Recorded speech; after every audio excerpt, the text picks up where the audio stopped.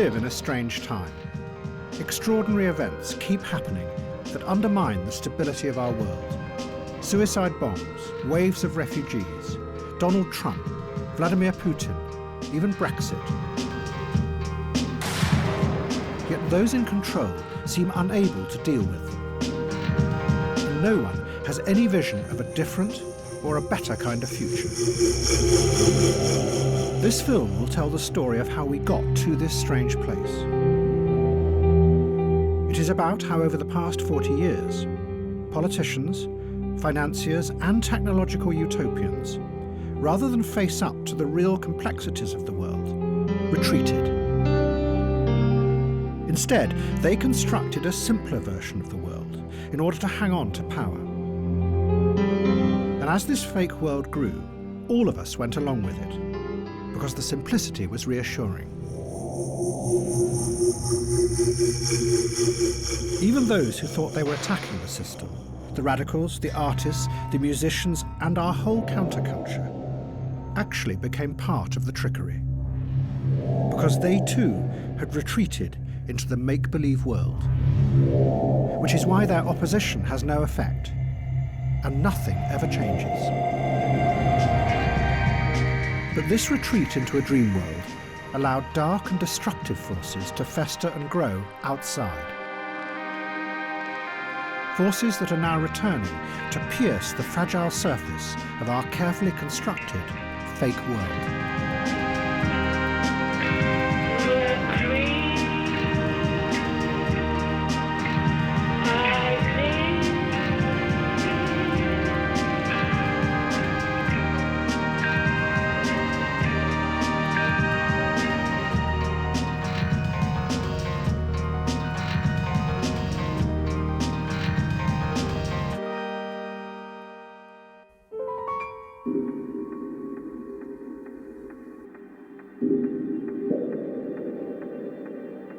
The story begins in two cities at the same moment in 1975.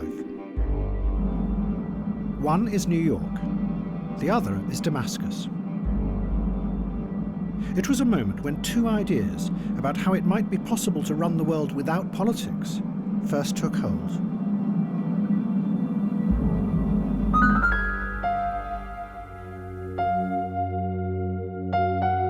In 1975, New York City was on the verge of collapse.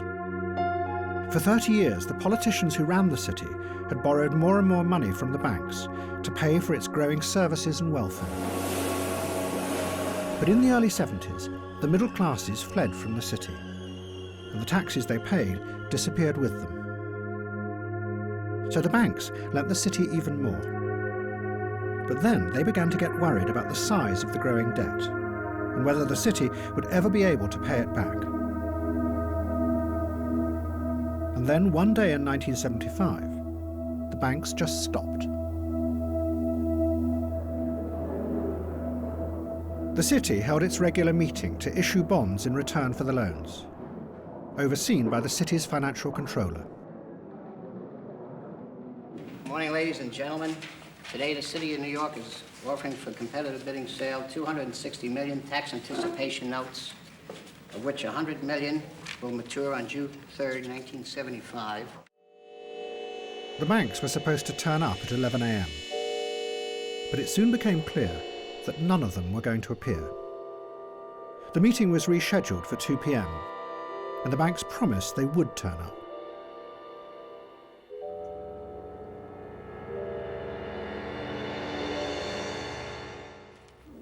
The announcement on behalf of the controller is that the offer, which we had expected to receive and announce at 2 o'clock this afternoon, is now expected at 4 o'clock. Paul, does this mean that so far nobody wants those bonds? We will be making a further announcement at 4 o'clock, and anything further that I could say now I think would not advance the interest of the sale, which is now in progress. Does this mean that you have not been able to sell them so far today? We will have a further announcement at 4 o'clock. What happened that day in New York marked a radical shift in power. The banks insisted that in order to protect their loans, they should be allowed to take control of the city. The city appealed to the president, but he refused to help. So a new committee was set up to manage the city's finances. Out of 9 members, 8 of them were bankers. It was the start of an extraordinary experiment where the financial institutions took power away from the politicians and started to run society themselves. The city had no other option. The bankers enforced what was called austerity on the city, insisting that thousands of teachers, policemen and firemen were sacked. This was a new kind of politics. The old politicians believed that crises were solved through negotiations and deals. The bankers had a completely different view. They were just the representatives of something that couldn't be negotiated with, the logic of the market. To them, there was no alternative to this system. It should run society.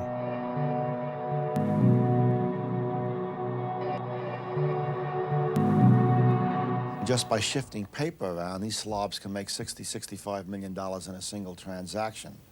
That would take care of all of the layoffs in the city. So it's reckless, it's cruel, and it's a disgrace. There'd be a fair number of bankers, of course, who'd say, well, it's the unions who have been too greedy. Now, what would your reaction be to that? I guess they're right in a way. If you can make $60 million on a single transaction and a worker makes $8–9,000 a year, I suppose they're correct, and as they go back to their little estates in Greenwich, Connecticut, I want to wish them well, the slobs. But the extraordinary thing was, no one opposed the bankers. The radicals and the left-wingers, who 10 years before had dreamt of changing America through revolution, did nothing.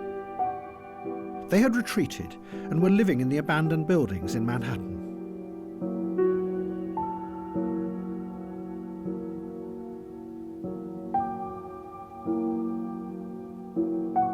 The singer Patti Smith later described the mood of disillusion that had come over them. I could not identify with the political movements any longer, she said. All the manic activity in the streets. In trying to join them, I felt overwhelmed by yet another form of bureaucracy. What she was describing was the rise of a new, powerful individualism that could not fit with the idea of collective political action.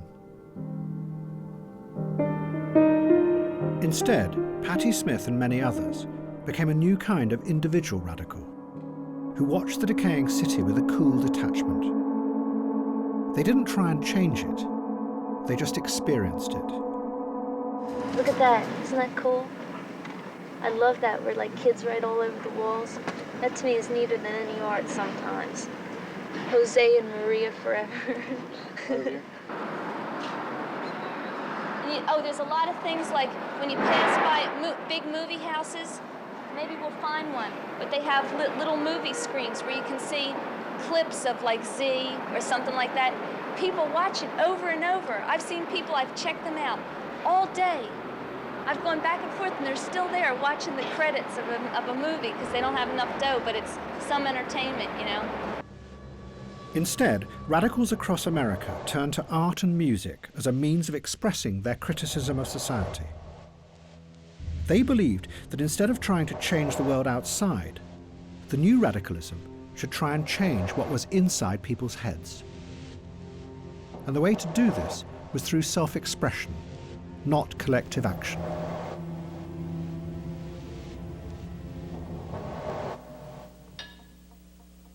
U V W X Y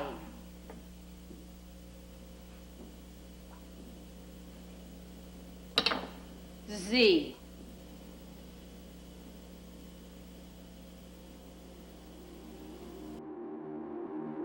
But some of the left saw that something else was really going on. That by detaching themselves and retreating into an ironic coolness, a whole generation were beginning to lose touch with the reality of power.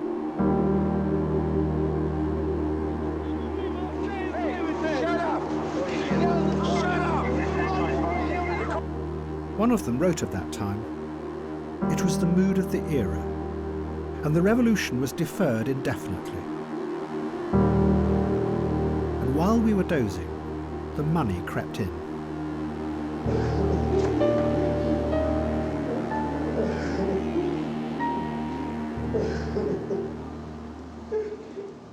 What's your date of birth, Larry?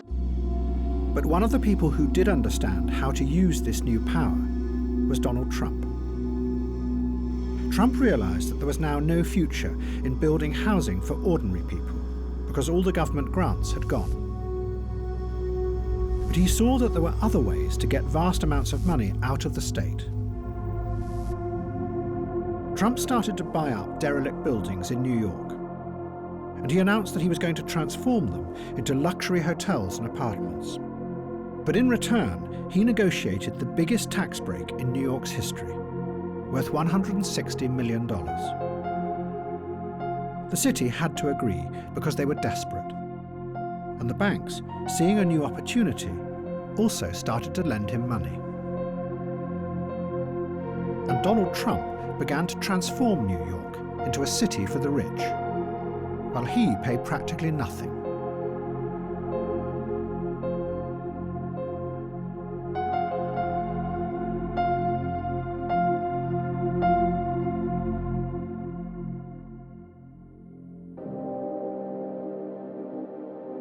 At the very same time, in 1975, there was a confrontation between two powerful men in Damascus, the capital of Syria.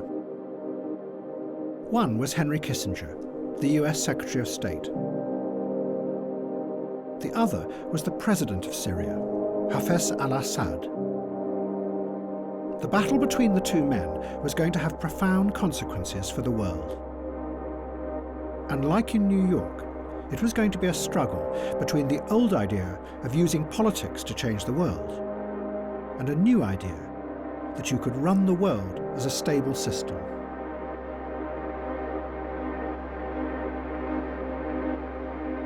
President Assad dominated Syria.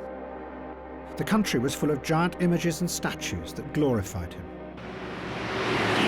He was brutal and ruthless, killing or imprisoning anyone he suspected of being a threat. But Assad believed that the violence was for a purpose. He wanted to find a way of uniting the Arab countries and using that power to stand up to the West. 4, 3, 2, 1. Kissinger was also tough and ruthless. He had started in the 1950s as an expert in the theory of nuclear strategy, what was called the delicate balance of terror. It was the system that ran the Cold War. Both sides believed that if they attacked, the other side would immediately launch their missiles and everyone would be annihilated. Kissinger had been one of the models for the character of Dr. Strangelove in Stanley Kubrick's film. Mr. President, I would not rule out the chance to preserve a nucleus of human specimens. It would be quite easy. At the bottom of some of our deeper mine shafts. Henry was not a warm, friendly, modest, jovial sort of person. He was thought of as one of the more anxious, temperamental, self-conscious, ambitious, inconsiderate people at Harvard. Kissinger saw himself as a hard realist. He had no time for the emotional turmoil of political ideologies. He believed that history had always really been a struggle for power between groups and nations. But what Kissinger took from the Cold War was a way of seeing the world as an interconnected system. And his aim was to keep that system in balance and prevent it from falling into chaos. I believe that with all the dislocations we now experience, there also exists an extraordinary opportunity to form for the first time in history a truly global society carried by the principle of interdependence. And if we act wisely and with vision, I think we can look back to all this turmoil as the birth pangs of a more creative and better system. If we miss the opportunity, I think there's going to be chaos. The flight has been delayed, we understand now. The Kissinger will be arriving here about an hour and a half from now. So we'll just get have the press informed, and then we'll stay in contact with you. And it was this idea that Kissinger set out to impose on the chaotic politics of the Middle East. But to manage it, he knew that he was going to have to deal with President Assad of Syria. President Assad was convinced that there would only ever be a real and lasting peace between the Arabs and Israel if the Palestinian refugees were allowed to return to their homeland. Hundreds of thousands of Palestinians were living in exile in Syria, as well as in the Lebanon and Jordan. Have you found that the Palestinians here want to integrate with the Syrians at all? Oh, no, never. They don't want, not here or neither in Lebanon or in Jordan, never. No, because they want to stay as a whole, as a Palestinian. They call themselves those who go back, al-Aidun in Arabic. Assad also believed that such a peace would strengthen the Arab world. But Kissinger thought that strengthening the Arabs would destabilize his balance of power. So he set out to do the very opposite, to fracture the power of the Arab countries by dividing them and breaking their alliances so they would keep each other in check. Kissinger now played a double game, or as he termed it, constructive ambiguity. In a series of meetings, he persuaded Egypt to sign a separate agreement with Israel. But at the same time, he led Assad to believe that he was working for a wider peace agreement, one that would include the Palestinians.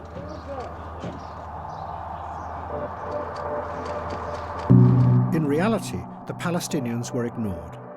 They were irrelevant to the structural balance of the global system.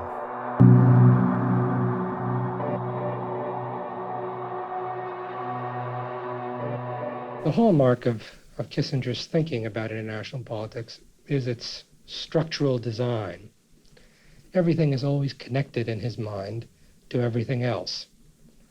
But his first thoughts are on that level, on this structural global balance of power level.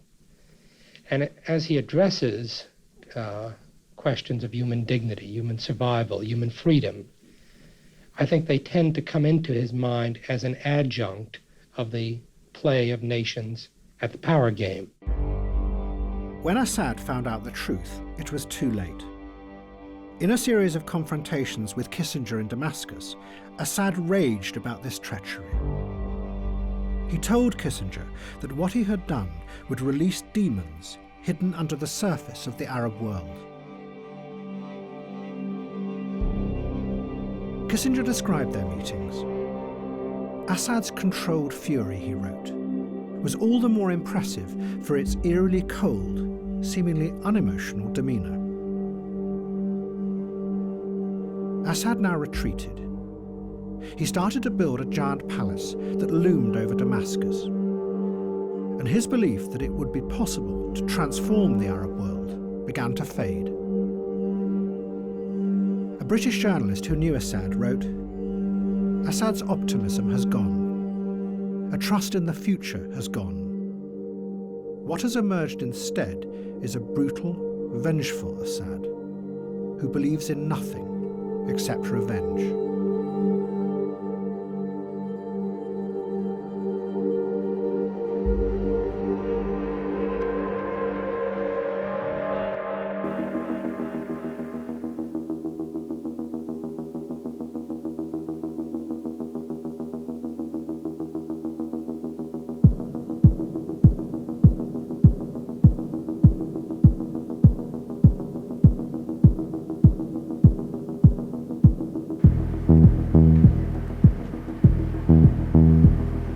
The original dream of the Soviet Union had had been to create a glorious new world. A world where not only the society, but the people themselves would be transformed. They would become new and better kinds of human beings.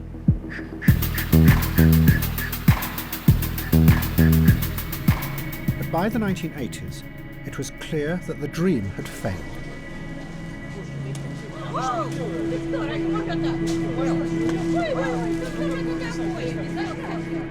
The Soviet Union became instead a society where no one believed in anything or had any vision of the future.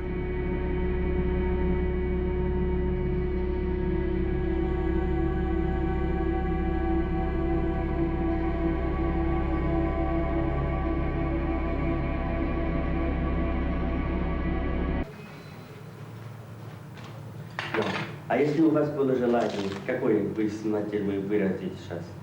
Чего? Желание, если у вас есть, например, какое у вас было бы сейчас? Чего? Желание, мечта. Мечта? Да. Ну, как вам сказать? Не знаю дальше, что вам сказать. Мечта. Раньше не желая, не гадая, ничего не выйдет все равно. Нет, ну только... Я мечтала и гадала, у меня все наоборот идет. И теперь не верю и никогда не буду думать и мечтать. А вы верите? Кому? Что? Кому верить? Ну, не знаю, Богу. Богу? Никому не верю, ничего не верю. И вам тоже не верю.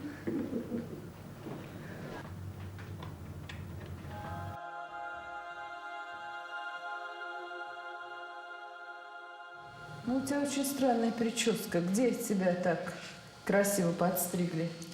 Знакомилась с панками московскими, а меня подстригли. А что это за течение-то, панки? Ну, это люди, которые любят свободу, там, не терпят насилие, там, и так далее. А ты не свободна, да? Свободно. Ну, мне кажется, у тебя что-то случилось. Да, у меня ничего не происходит. Ну, у меня ничего не происходит. Ну, ясно. Потом тогда расскажешь. Потом, я понимаю, что тебе сейчас трудно говорить. В следующий раз расскажешь.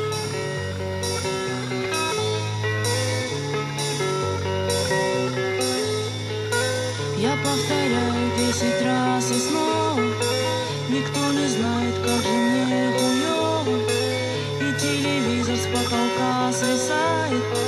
И как хуёво мне никто не знает. Все это до того подзаебало, что хочется опять начать сначала. Куплет печальный, он такой, что снова я повторяю, как же мне хуёво. Those who ran the Soviet Union had believed that they could plan and manage a new kind of socialist society. But they had discovered that it was impossible to control and predict everything, and the plan had run out of control. But rather than reveal this, the technocrats began to pretend that everything was still going according to plan. And what emerged instead was a fake version of the society. The Soviet Union became a society where everyone knew that what their leaders said was not real, because they could see with their own eyes that the economy was falling apart. But everybody had to play along and pretend that it was real, because no one could imagine any alternative. One Soviet writer called it HyperNormalisation. You were so much a part of the system that it was impossible to see beyond it. The fakeness was hypernormal.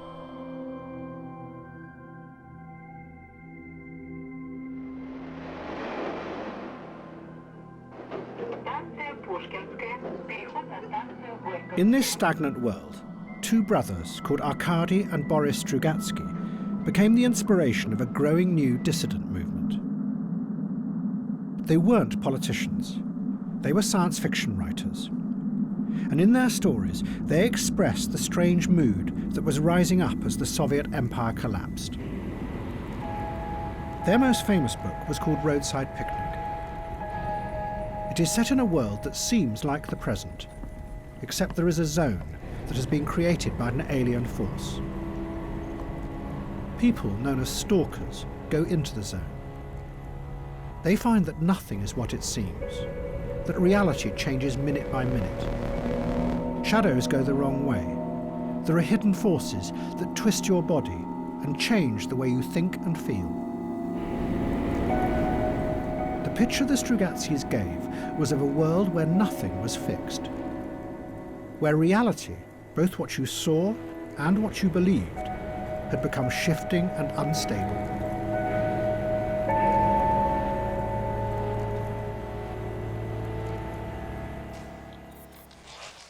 And in 1979, the film director Andrei Tarkovsky made a film that was based on Roadside Picnic. He called it Stalker.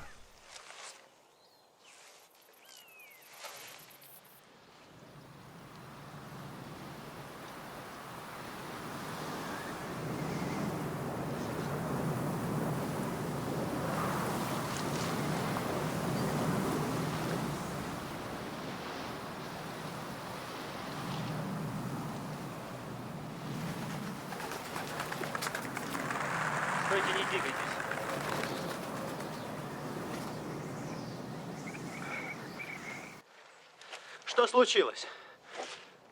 Зачем вы меня остановили? Я вас не останавливал. А кто? Вы? Черт его знает.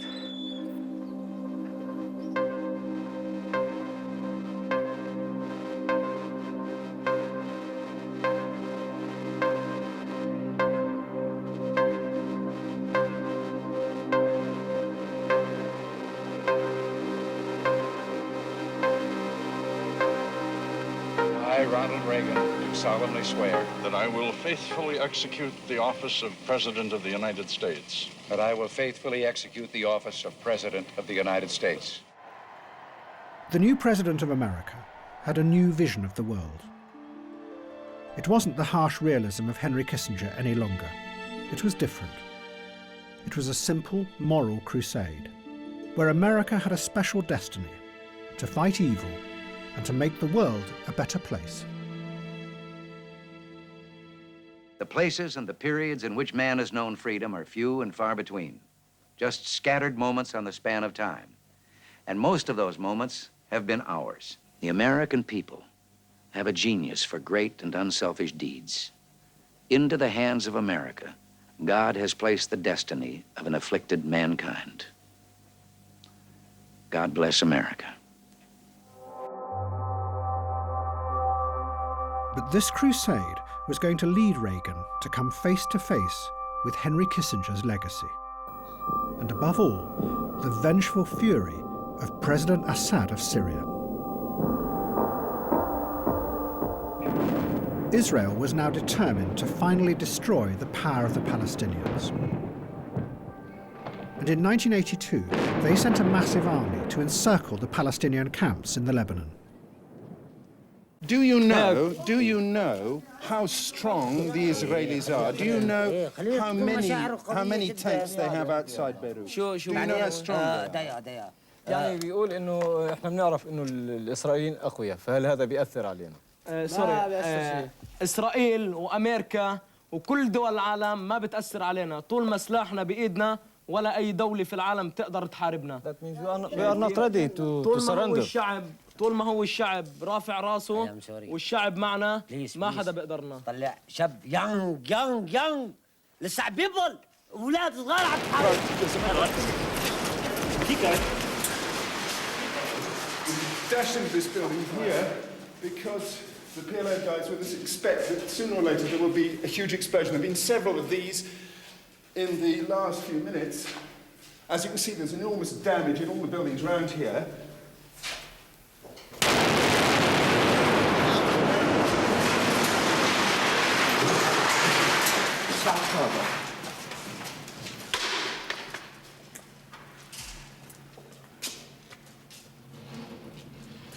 Quick.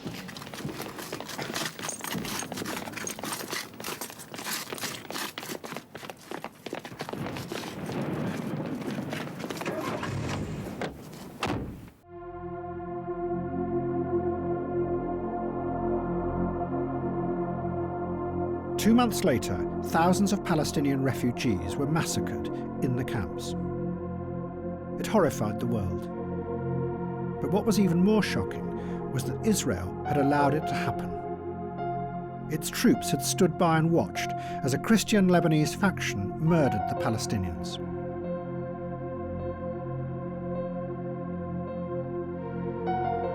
This was the first of the massacres we discovered yesterday. Now, 24 hours later, the stench here is appalling. But the effects on the Israelis of what their Christian allies did here and in dozens of other places around this camp are going to be immense. There's always been a risk of such massacres if Christian militiamen were allowed to come into Palestinian camps, and the Israelis seem to have done nothing to prevent them coming into this one.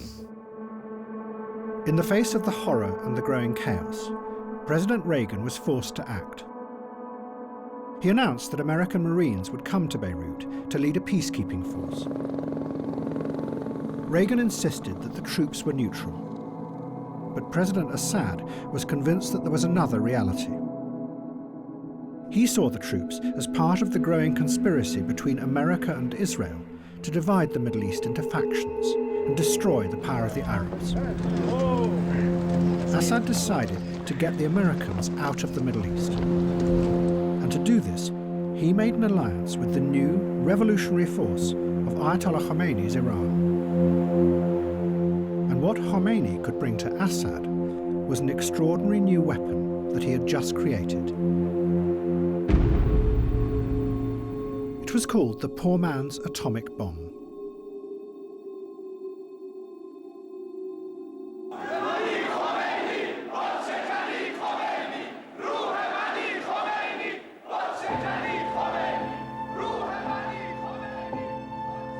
Ayatollah Khomeini had come to power 2 years before as the leader of the Iranian Revolution.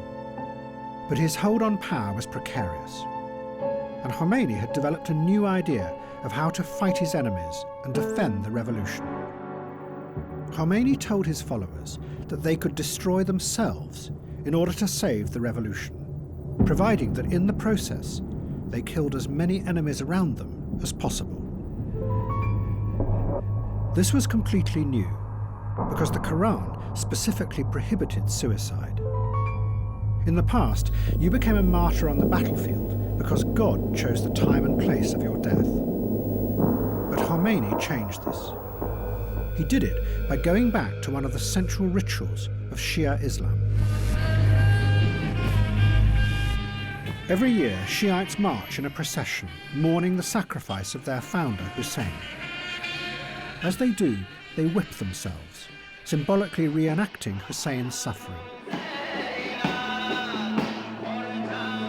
Khomeini said that the ultimate act of penitence was not just to whip yourself, but to kill yourself, providing it was for the greater good of the revolution. In the name of God, the compassionate, the merciful, good afternoon.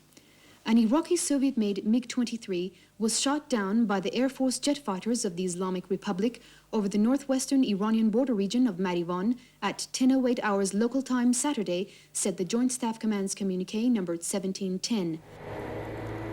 Khomeini had mobilized this force when the country was attacked by Iraq. Iran faced almost certain defeat because Iraq had far superior weapons, many of them supplied by America. So the revolutionaries took tens of thousands of young boys out of schools, put them on buses, and sent them to the front line. Their job was to walk through the enemy's minefields, deliberately blowing themselves up in order to open gaps that would allow the Iranian army to pass through unharmed. It was organized suicide on a vast scale. This human sacrifice was commemorated in giant cemeteries across the country. Fountains flowing with blood-red water glorified this new kind of martyrdom.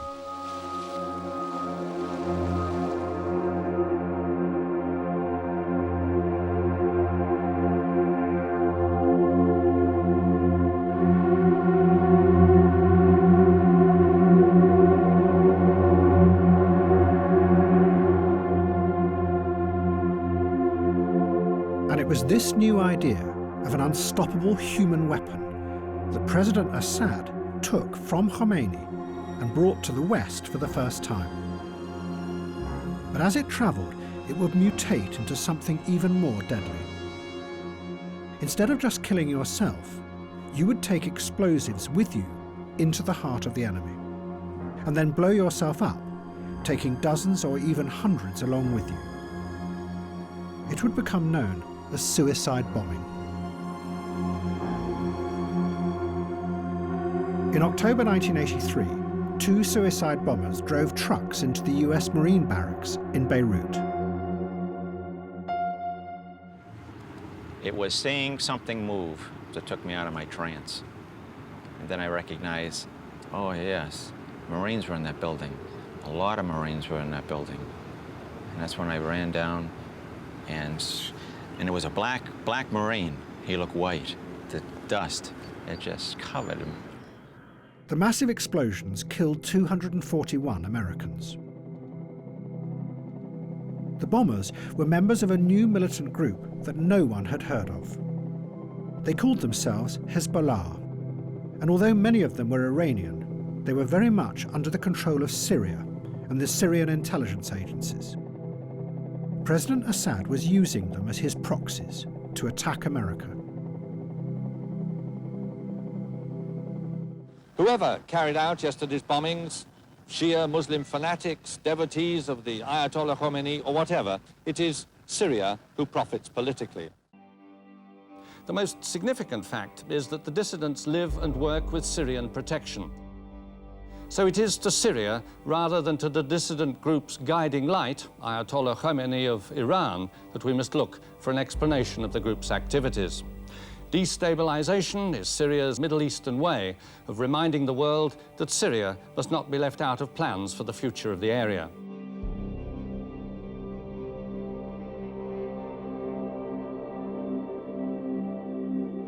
There are no words that can express our sorrow and grief over the loss of those splendid young men and the injury to so many others. But these deeds make so evident the bestial nature of those who would assume power if they could have their way and drive us out of that area. But despite his words, within 4 months, President Reagan withdrew all the American troops from the Lebanon. The Secretary of State, George Shultz, explained, "We became paralyzed by the complexity that we faced," he said. So the Americans turned and left. For President Assad, it was an extraordinary achievement. He was the only Arab leader to have defeated the Americans and forced them to leave the Middle East. He had done it by using the new force of suicide bombing, a force that once unleashed was going to spread with unstoppable power. But at this point, both Assad and the Iranians thought that they could control it. And what gave it this extraordinary power was that it held out the dream of transcending the corruptions of the world and entering a new and better realm. One should defend the realm of Islam and Muslims against heretics and invaders. And to fulfill this duty, one should even sacrifice one's life. We believe that martyrs can overlook our deeds from the other world. It means that after death, the martyr lives and can still witness this world.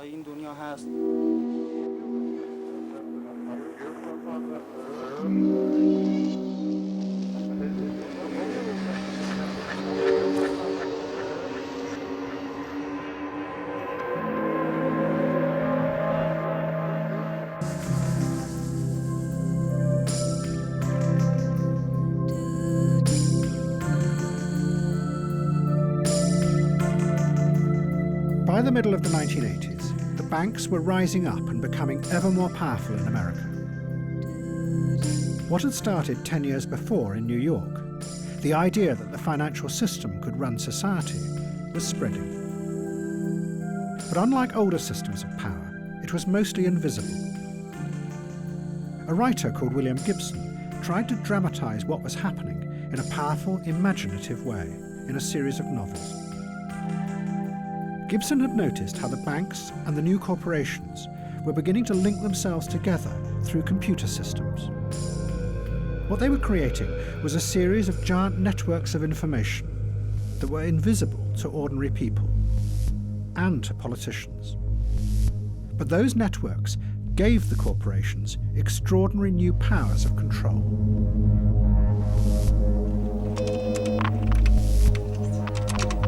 Good morning, Southwest Development. May I help you? Gibson gave this new world a name. He called it cyberspace, and his novels described a future that was dangerous and frightening. Hackers could literally enter into cyberspace, and as they did, they travelled through systems that were so powerful that they could reach out and crush intruders by destroying their minds. In cyberspace, there were no laws and no politicians to protect you. Just raw, brutal, corporate power.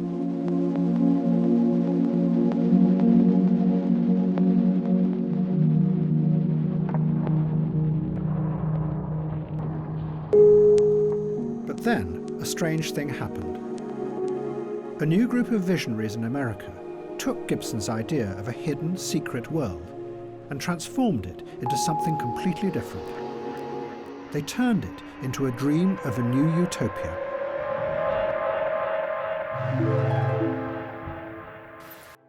They were the technological utopians who were rising up on the west coast of America. They turned Gibson's idea on its head.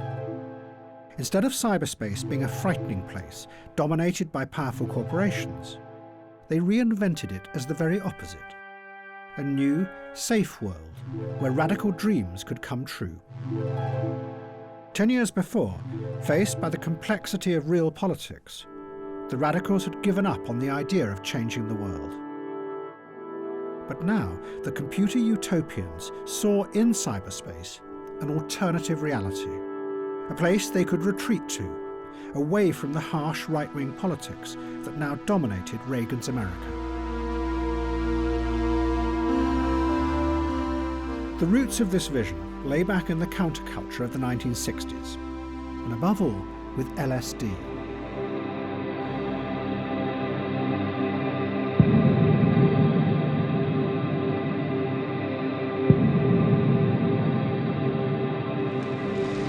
We've got some more acid over here if you want to go ahead and drop it. Many of those who had taken LSD in the 60s were convinced that it was more than just another drug, that it opened human perception and allowed people to see new realities that were normally hidden from them. See, the ones that have white in them are really great.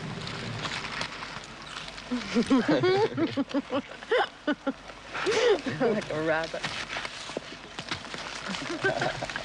It freed them from the narrow, limited view of the world that was imposed on them by politicians and those in power. In the United States, in the next 5, 10, 15 years, you're going to see more and more people taking LSD and making it a part of their lives, so there will be an LSD country within 15 years, an LSD society. There'll be less interest in, obviously, warfare, in power politics. You know, politics today is a disease. That's a real addiction. Politics, politics, politics, politics. Don't politic. Don't vote. These are old men's games. Impotent and senile old men that want to put you onto their old chess games of war and power. 20 years later, the new networks of machines seemed to offer a way to construct a real alternate reality. Not just one that was chemically induced, but a space that actually existed in a parallel dimension to the real world. And like with acid, cyberspace could be a place where you would be liberated from the old corrupt hierarchies of politics and power and explore new ways of being. One of the leading exponents of this idea was called John Perry Barlow. In the 60s, he had written songs for the Grateful Dead and been part of the acid counterculture. Now, he organised what he called cyberthons to try and bring the cyberspace movement together. Well, you know, the Cyberthon, as it was originally conceived, was supposed to be the 90s equivalent of the acid test. And we had thought to involve some of the same personnel. You and I and Timmy should sit down and talk. Okay, that's good. And it immediately acquired a financial quality or commercial quality that was initially a little unsettling to an old hippie like me, but as soon as I saw it actually working, then I thought, well, if you're going to have an acid test for the 90s, money better be involved. Instead of having a glass barrier that separates your mind, from the mind of the computer pulls us inside and creates a world for us. Incorporates everything that could be incorporated. It incorporates experience itself. Barlow then wrote a manifesto that he called a Declaration of Independence of Cyberspace. It was addressed to all politicians, telling them to keep out of this new world. It was going to be incredibly influential, because what Barlow did was give a powerful picture of the internet, not as a network controlled by giant corporations, but instead as a kind of magical, free place, an alternative to the old systems of power. It was a vision that would come to dominate the internet over the next 20 years. Governments of the industrial world, cyberspace does not lie within your borders. We are creating a world where anyone, anywhere, may express his or her beliefs, no matter how singular, without fear of being coerced into silence or conformity. I declare the global social space we are building to be naturally independent of the tyrannies you seek to impose on us. We will create a civilization of the mind in cyberspace. May it be more humane and fair than the world your governments have made before. It's begun.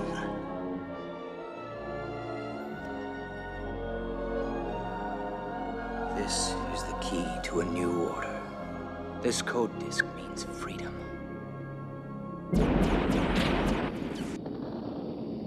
But two young hackers in New York thought that Barlow was describing a fantasy world, that his vision bore no relationship at all to what was really emerging online. They were cult figures on the early online scene, and their fans followed and recorded them. They called themselves Fiber Optic and Acid Freak. And they spent their time exploring and breaking into giant computer networks that they knew were the hard realities of modern digital power. My specific instance, I was charged with conspiracy to commit a few dozen overt acts, they called them, among a number of things having to do with computer trespass and I guess computer eavesdropping, interception, unauthorized access to federal interest computers, which is a pretty vague law, communications network computers and so on. In a notorious public debate online, the two hackers attacked Barlow. What infuriated them most was Barlow's insistence that there was no hierarchy or controlling powers in the new cyber world. The hackers set out to demonstrate that he was wrong. Acid Freak hacked into the computers of a giant corporation called TRW. TRW had originally built the systems that ran the Cold War for the US military. They had helped create the delicate balance of terror. Now, TRW had adapted their computers to run a new system, that of credit and debt. Their computers gathered up the credit data of millions of Americans and were being used by the banks to decide individuals' credit ratings. The hackers broke into the TRW network, stole Barlow's credit history, and published it online.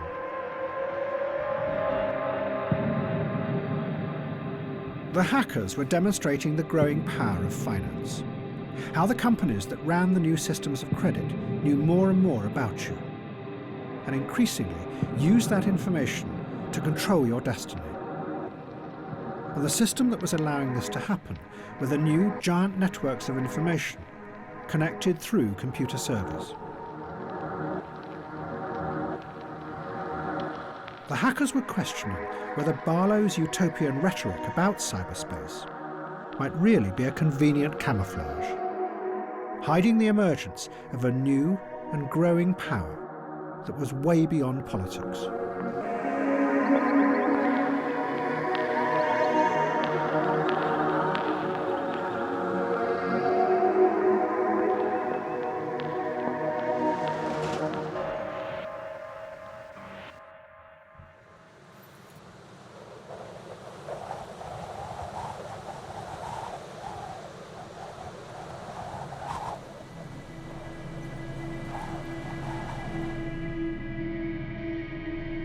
But cyberspace was not the only imaginary story being created.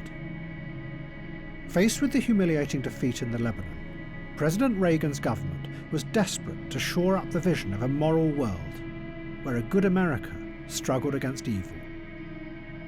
And to do this, they were going to create a simple villain, an imaginary enemy, one that would free them from the paralyzing complexity of real Middle Eastern politics.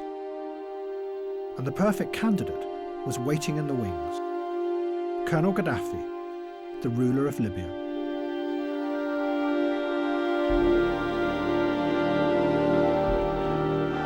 The Americans were going to ruthlessly use Colonel Gaddafi to create a fake terrorist mastermind.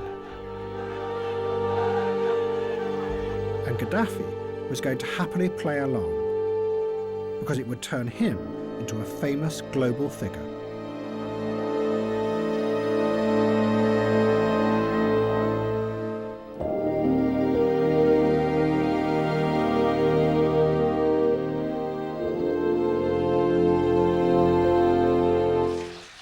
Colonel Gaddafi had taken power in a coup in the 1970s. But from the very start, he was convinced that he was more than just the leader of one country. He believed that he was an international revolutionary whose destiny was to challenge the power of the West.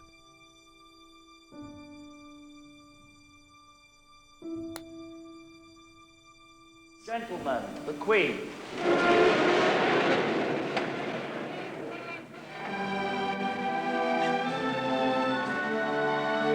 When he was a young officer, Gaddafi had been sent to England for training. And he had detested the patronising racism that he said he had found at the heart of British society. Yes, I attended a course. I have been in England since 1966, from April to August. You had the best months? I was in Beaconsfield, a village called Beaconsfield, in Army School. In fact, we ill-treated in that place from some British officers. I think those officers were Jews, maybe Jews. But ill-treated in what sort of way? In many ways. They ill-treat us every time. By being rude or by being bullying or? In their all behavior towards us, they ill-treat us. They hate us anyhow because of colonization. It is a result of colonialism. Once in power, Gaddafi had developed his own revolutionary theory, which he called the Third Universal Theory. It was an alternative, he said, to communism and capitalism. He published it in a green book, but practically no one read it. He had sent money and weapons to the IRA in Ireland to help them overthrow the British ruling class. But all the other Arab leaders rejected him and his ideas. They thought that he was mad. And by the mid-1980s, Gaddafi was an isolated figure, with no friends and no global influence. Then suddenly that changed. In December 1985, terrorists attacked Rome and Vienna airports simultaneously, killing 19 people, including 5 Americans. There was growing pressure on President Reagan to retaliate. It's time to rename your State Department the Capitulation Department. Get off of your stick, Mr. President. The American people are sick and tired of being kicked around. You talk tough. Let's see you use some of these billions and billions and billions of dollars worth of weapons that you've asked us to approve. Your words are cheap talk. President Reagan immediately announced that Colonel Gaddafi was definitely behind the attacks. These murderers could not carry out their crimes without the sanctuary and support provided by regimes such as Colonel Gaddafi's in Libya. The Rome and Vienna murders are only the latest in a series of brutal terrorist acts committed with Gaddafi's backing. But the European security services who investigated the attacks were convinced that Libya was not involved at all, and that the mastermind behind the attacks was in fact Syria, that the terrorists had been directed by the Syrian intelligence agencies. But the Americans say that the attack at Rome airport was organized by Gaddafi, not by Damascus. No, what do you say? We don't have any evidence. You have no evidence supporting such affirmation. The only evidence we have shows a Syrian connection. You say that it was Libya, and the president said the evidence of Libya's culpability was irrefutable. Yeah.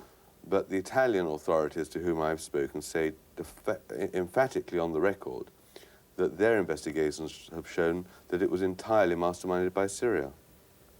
I don't agree with that at all. Well, they've interrogated the surviving terrorists. I must just say I don't agree with that. But you've no evidence that Libya was in on the planning either. Our evidence on Libya is circumstantial but very strong. But why does the president then say it's irrefutable if you call it circumstantial? Well, people can be convicted and sentenced in our courts on circumstantial evidence. But what made it even more confusing was that although there seemed to be no evidence that Gaddafi had been behind the attacks, he made no attempt to deny the allegations. Instead, he went the other way and turned the crisis into a global drama. It is not a time of saying, it is a time of work, time of confrontation. Threatening suicide attacks against America. This hostile position cannot be explained in racist and crusade terms. Suicidal attacks will have to be an answer to a military attack. But Libya is not affected by such measures that Reagan has declared. Stinking, rotten crusader. Gaddafi now started to play a role that was going to become very familiar. He grabbed the publicity that had been given to him by the Americans and used it dramatically.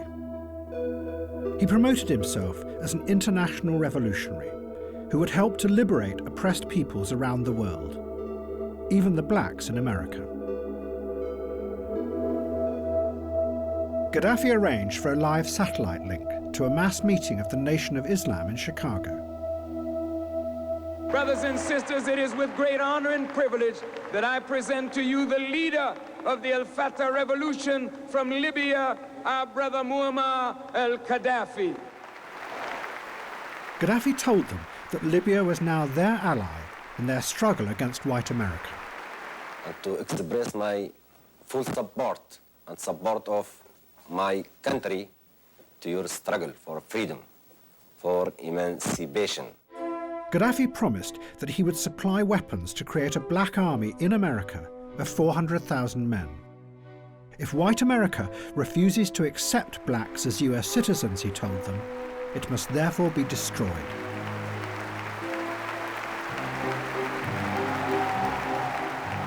Gaddafi also invited a group of German rocket scientists to come to Libya to build him a rocket. He insisted it had no military purpose. Libya was now going to explore outer space. I think it is peaceful and civilian activity for investigation of space and something like this. And it has nothing to do with any military things. But no one believed him. Journalists warned that Gaddafi was really preparing to attack Europe, vividly dramatizing the new danger. That is something like this, which goes that way, to put something into space. But the same device tilted, say, to an angle of 45 degrees could, of course, become something very different. A missile possibly carrying a warhead. That would put Libya within range of an enormous area. A chilling proposition with its range of 2,000 kilometers. The Americans and Gaddafi now became locked together in a cycle of mutual reinforcement. In the process, a powerful new image was created that was going to capture the imagination of the West. Gaddafi became a global supervillain, at the head of what was called a rogue state. A madman who threatened the stability of the world. And Gaddafi was loving every minute of it. Does he think in the past his decisions sometimes have been taken too quickly? Maybe. On world affairs? Maybe. I think sometimes that is what has made people in the world nervous of you, perhaps.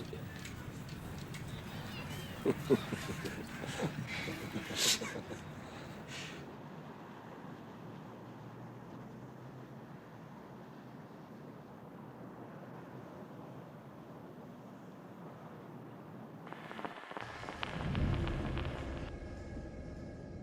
Then there was another terrorist attack at a discotheque in West Berlin.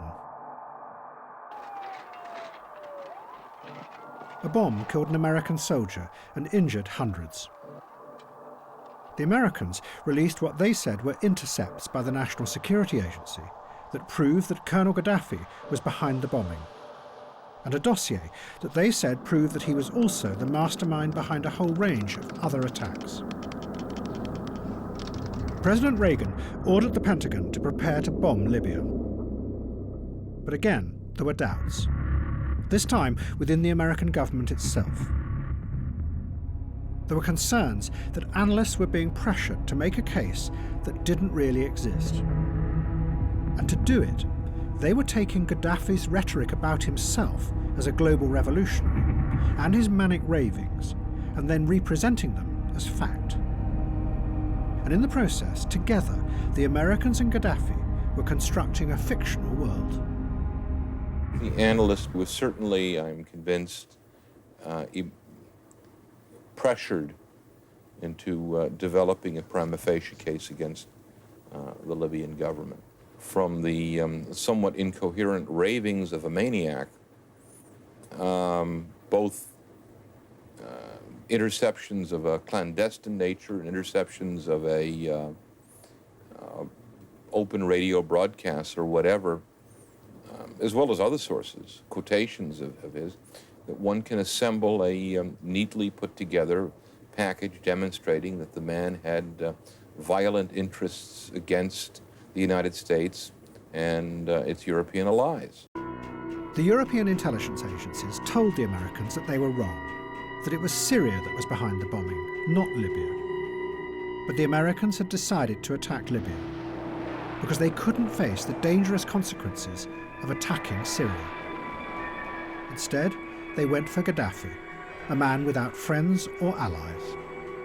Libya were less downside consequences, if you will. There's less Arab support for Gaddafi. We figured there would be less Soviet support for Gaddafi. There's no question but what Libya was more vulnerable than Syria and Iran. It was a soft and target. that is certainly an element, of course. In April 1986, the Americans attacked Libya. Their targets included Colonel Gaddafi's own house. Immediately after the attack, Gaddafi appeared in the ruins to describe what had happened. The family were asleep, and my wife was, that day, tied down to the bed because she had a slip disc. I tried to rescue the children, and the house started to collapse, as you can see, and the books started to burn. They concentrated on the children's room so that they would kill all the children. Our small adopted daughter was killed, and 2 of our children were injured. But yet again, Gaddafi might have been lying. Ever since then, there have been rumours that his adopted daughter actually survived. But many other children were killed in the raid because the American bombing was so inaccurate. Gaddafi realised that the attention of the whole world was now focused on him, and he grabbed the moment to promote his own revolutionary theory, the Third Way, as a global alternative to democracy. I feel that I'm really responsible for conveying the Third World Theory and the Green Book to the rising generation, to the young American and British people, so that we can rescue America and Britain and these generations of young people from this theory, this electoral party theory, which enabled an imbecile like Reagan to rule the mightiest power on earth and use it to destroy other people's homes, and enable the harlot like Thatcher to rule a great nation like Britain.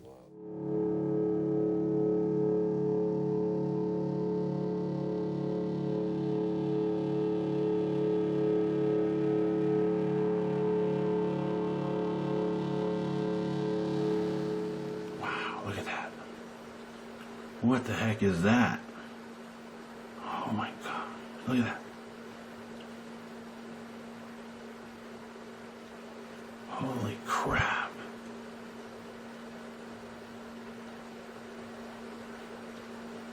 It's just moving really slowly. Wow. What is it doing? What the heck?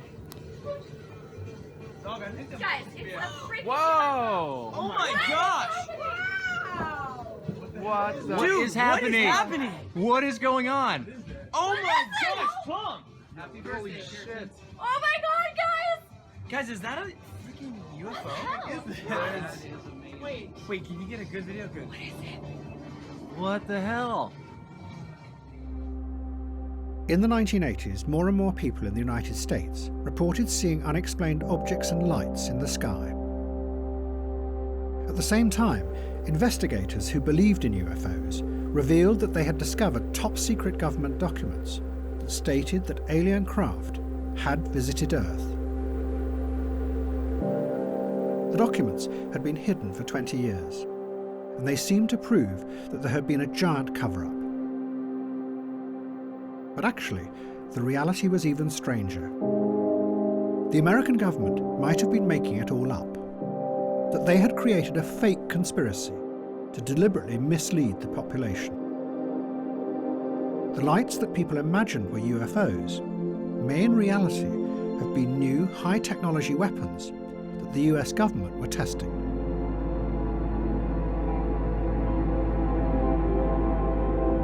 The government had developed the weapons because they, in turn, imagined that the Soviet Union was far stronger than it was, and still wanted to conquer the world. The government wanted to keep the weapons secret, but they couldn't always hide their appearance in the skies. So it is alleged that they chose a number of people to use to spread the rumour that these were really alien visitations. One of those chosen was called Paul Benowitz, who lived outside a giant airbase in New Mexico and had noticed strange things going on. Years later, I sat down with Paul at dinner and told Paul exactly that everything we did was a sanctioned counterintelligence operation to convince him that what he was seeing was UFOs, and that what we didn't want him to know was that he tapped into something on the base, and we didn't want him to ever disclose that. We kind of planted the seed in Paul that what he was seeing and what he was hearing and what he was collecting was, in fact, probably maybe UFOs.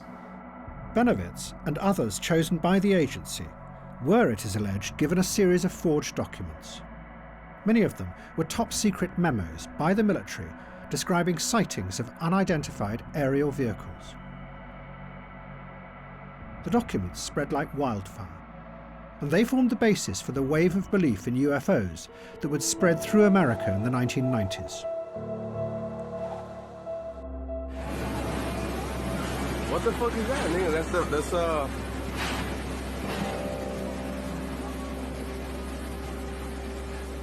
That's crazy, bro. Is that space, And it also fueled the wider, growing belief that governments lied to you, that conspiracies were real. What the Reagan administration were doing, both with Colonel Gaddafi and with the UFOs, was a blurring of fact and fiction.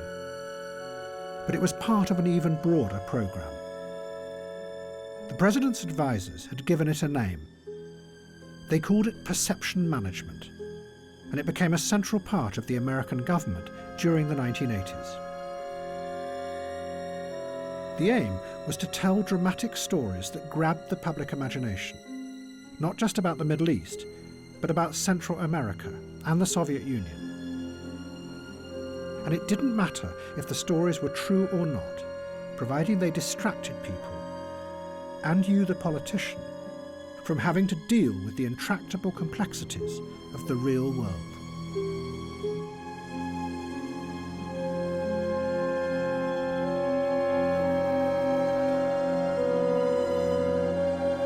Reality became less and less of an important factor in American politics. It wasn't what was real that was driving anything, or the facts driving anything. It was how you could turn those facts, or twist the facts, or even make up the facts to make your opponent look bad. So perception management became a device, and the facts could be twisted. Anything could be anything. It becomes, how can you manipulate the American people? And in the process, reality becomes what? Reality becomes simply something to play with to achieve that end. Reality is not important in this context. Reality is simply something that you handle. But something was about to happen that would demonstrate dramatically just how far the American government had detached from reality. The Soviet Empire was about to implode. And no one, none of the politicians, or the journalists, or the think tank experts, or the economists, or the academics saw it coming.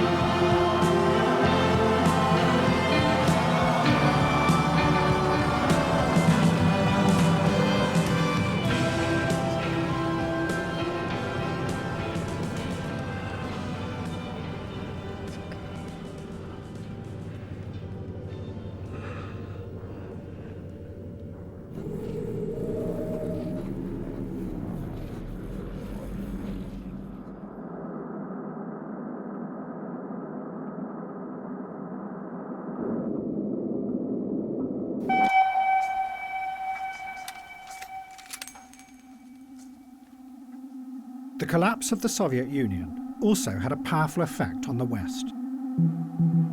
For many, it symbolised the final failure of the dream that politics could be used to build a new kind of world. What was going to emerge instead was a new system that had nothing to do with politics.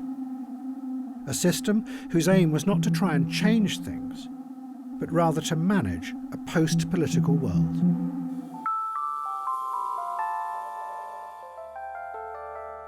One of the first people to describe this dramatic change was a left-wing German political thinker called Ulrich Beck. Beck said that any politician who believed that they could take control of society and drive it forward to build a better future was now seen as dangerous. In the past, politicians might have been able to do this, but now they were faced with what he called a runaway world, where things were so complex and interconnected, and modern technologies so potentially dangerous, that it was impossible to predict the outcomes of anything you did. The catalogue of environmental disasters proved this. Politicians would have to give up any idea of trying to change the world. Instead, their new aim would be to try and predict the dangers in the future, and then find ways to avoid those risks. Although Beck came from the political left, the world he saw coming was deeply conservative. The picture he gave was of a political class reduced to trying to steer society into a dark and frightening future, constantly peering forward and trying to see the risks coming towards them.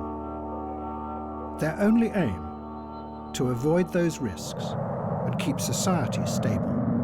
It only lasted for a few seconds, so you're basically shocked you really didn't know what was going on at the time. Where were you in the building and where was the explosion? Oh my God! But a system that could anticipate the future and keep society stable was already being built, pieced together from all kinds of different and sometimes surprising sources, all of them outside politics. One part of it was taking shape in a tiny town in the far northwest of the United States called East Wenatchee. It was a giant computer whose job was to make the future predictable.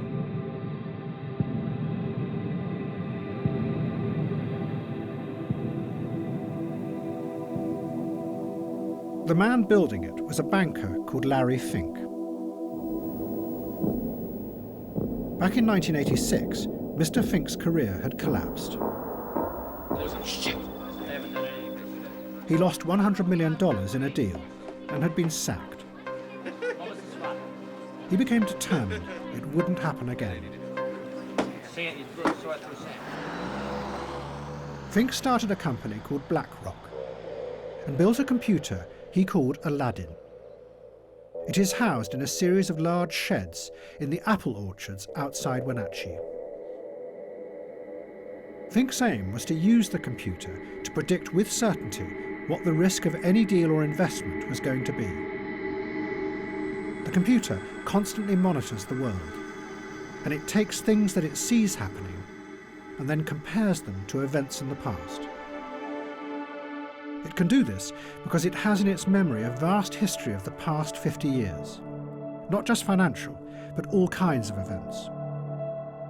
Out of the millions and millions of correlations, the computer then spots possible disasters, possible dangers lying in the future, and moves the investments to avoid any radical change and keep the system stable.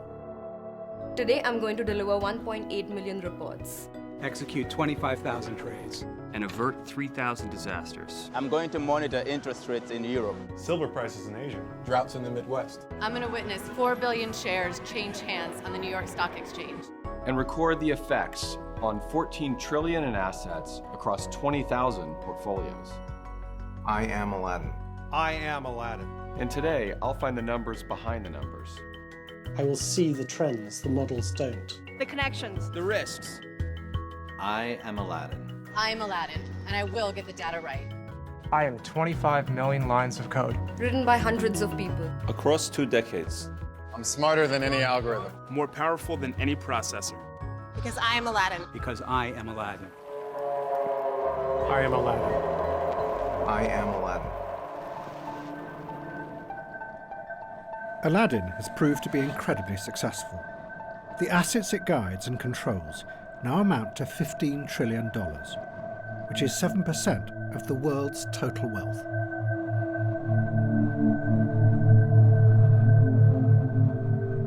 But Wenatchee was also a dramatic example of another kind of craving for stability and reassurance. More of its citizens took Prozac than practically any other town in America. When a person's central nervous system is changed by an SSRI with that medicine, they will view things differently, and they will be strangers. They look at things differently.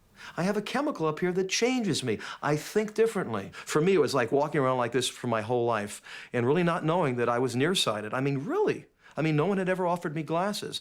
And then all of a sudden, here comes somebody that says, okay, now try these on, try this Prozac on. And I tried it on, and for the first time in my life, I went, whoa, is this the way reality really is? Your perception can be changed, and it's frightening and it's scary to people. It speaks of science fiction almost.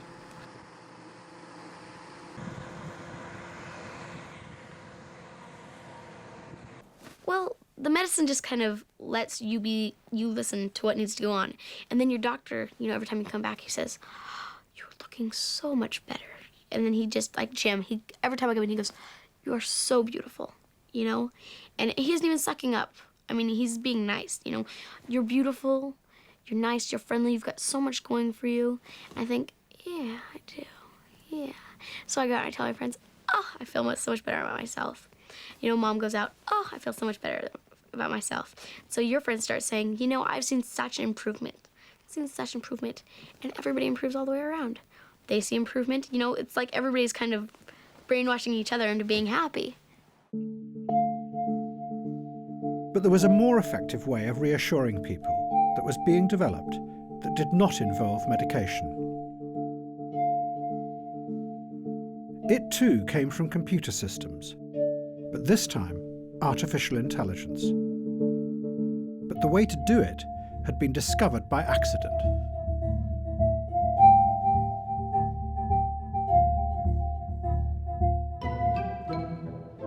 Back in the 1960s, there had been optimistic dreams that it would be possible to develop computers that could think like human beings. Scientists then spent years trying to program the rules that governed human thought. But they never worked.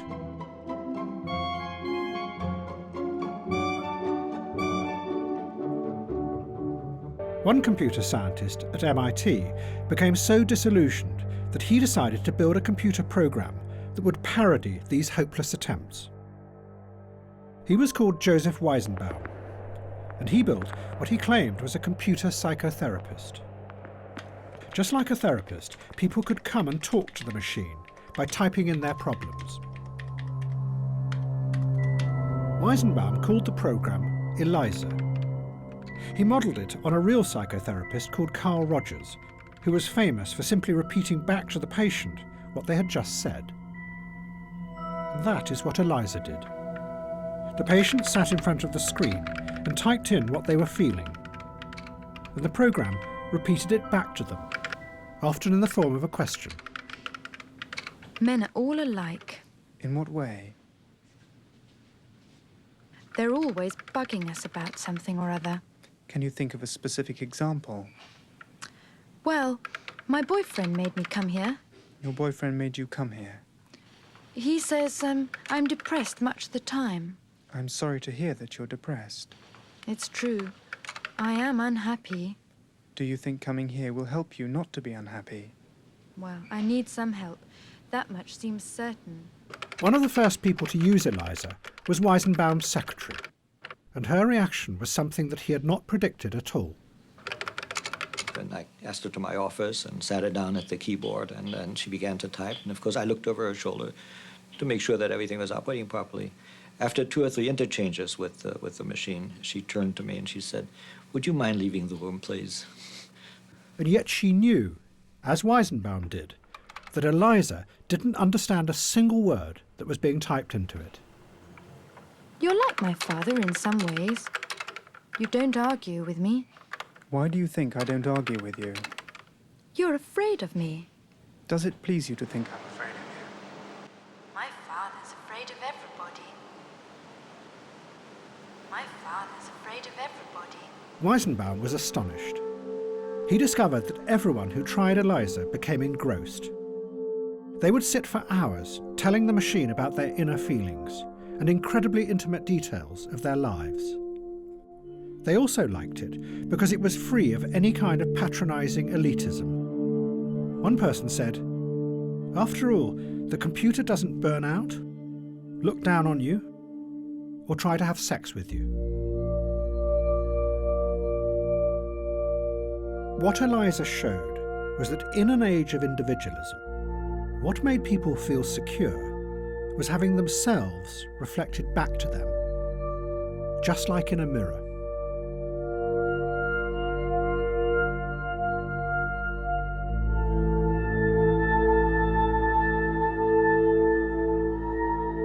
Artificial intelligence changed direction and started to create new systems that did just that, but on a giant scale. They were called intelligent agents. They worked by monitoring individuals, gathering vast amounts of data about their past behaviour, and then looked for patterns and correlations from which they could predict what they would want in the future. It was a system that ordered the world in a way that was centred around you. And in an age of anxious individualism, frightened of the future, that was reassuring, just like ELIZA.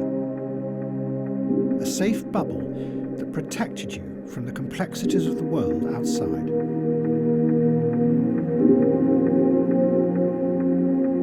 And the applications of this new direction proved fruitful and profitable. If you liked that, you'll love this.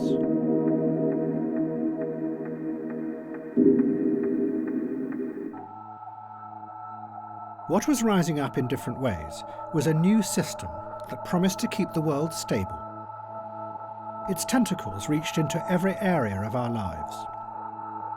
Finance promised that it could control the unpredictability of the free market, while individuals were more and more monitored to stabilise their physical and mental states. And increasingly, the intelligent agents online predicted what people would want in the future and how they would behave. But the biggest change was to politics. In a world where the overriding aim was now stability, politics became just part of a wider system of managing the world. The old idea of democratic politics, that it gave a voice to the weak against the powerful, was eroded. And a resentment began to quietly grow out on the edges of society.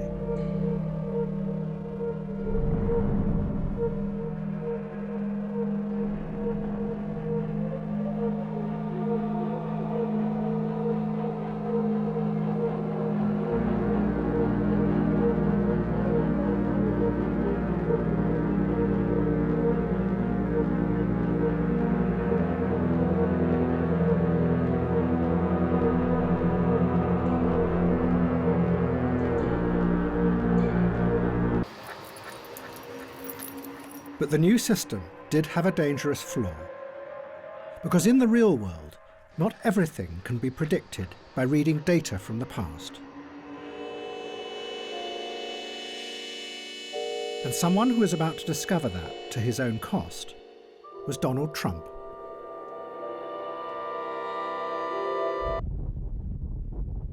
One day, a man called Jess Markham received a phone call.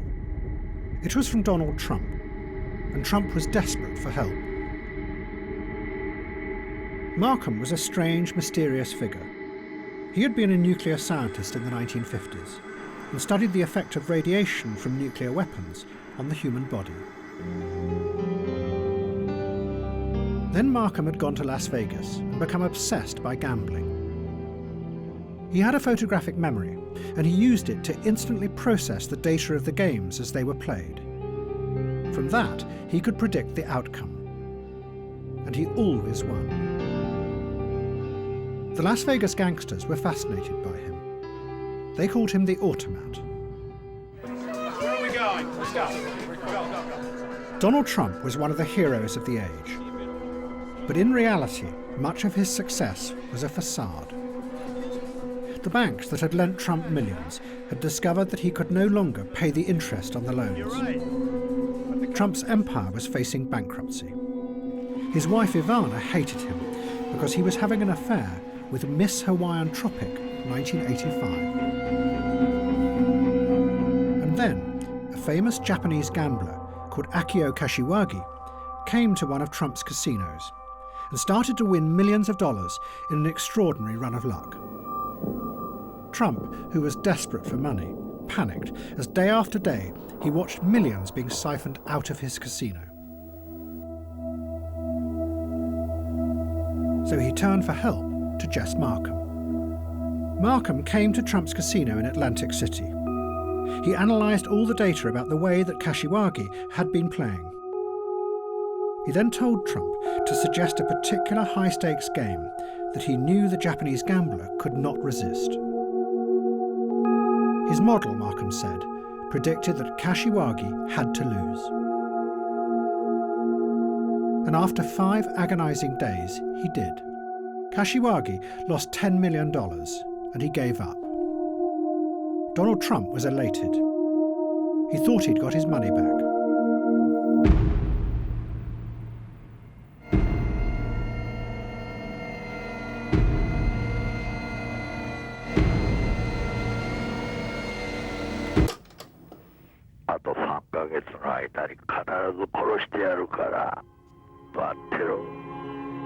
Before Kashiwagi could pay his debt, he was hacked to death in his kitchen by Yakuza gangsters. And Donald Trump didn't get his money. Trump's business went bankrupt, and he was forced to sell most of his buildings to the banks. And he married Miss Hawaiian Tropic. In the future, he would sell his name to other people to put on their buildings. And he himself would become a celebrity tycoon.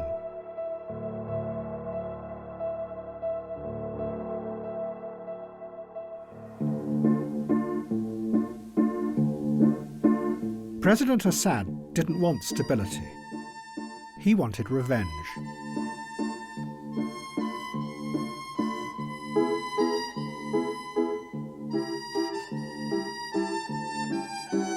In December 1988, a bomb exploded on a Pan Am plane over Lockerbie in Scotland. Almost immediately, investigators and journalists pointed the finger at Syria. The bombing had been done, they said, in revenge for the Americans shooting down of an Iranian airliner in the Gulf a few months before. And for 18 months, everyone agreed that this was the truth. But then, a strange thing happened. The security agencies said that they had been wrong. It hadn't been Syria at all. It was Libya who had been behind the Lockerbie bombing. But many journalists and politicians did not believe it. They were convinced that the switch had happened for the most cynical of reasons. That America and Britain desperately needed Assad as an ally in the coming Gulf War against Saddam Hussein. So once again, they blamed Colonel Gaddafi as the terrorist mastermind. Well, Syria, of course, was unfortunately accused of many terrorist outrage and of harbouring terrorist groups. It appears that we have now restored relations with them, as have the Americans. They're now our friends, although we get no real assurances on the past whatsoever. It strikes me as very strange indeed that many of the things we thought were previously the responsibility of Syria have now dramatically become the responsibility of Libya. But Assad was not really in control, because he had released forces that no one would be able to control. The force that 10 years before he had brought from Iran to attack the West, the human bomb, was now about to jump, like a virus, from Shia to Sunni Islam.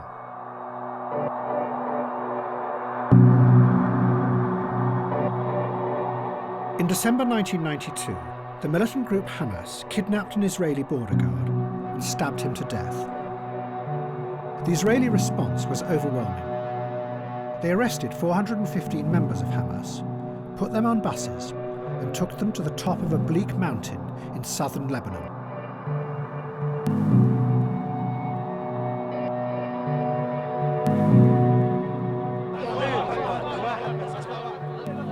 they left them there and refused to allow any humanitarian aid through.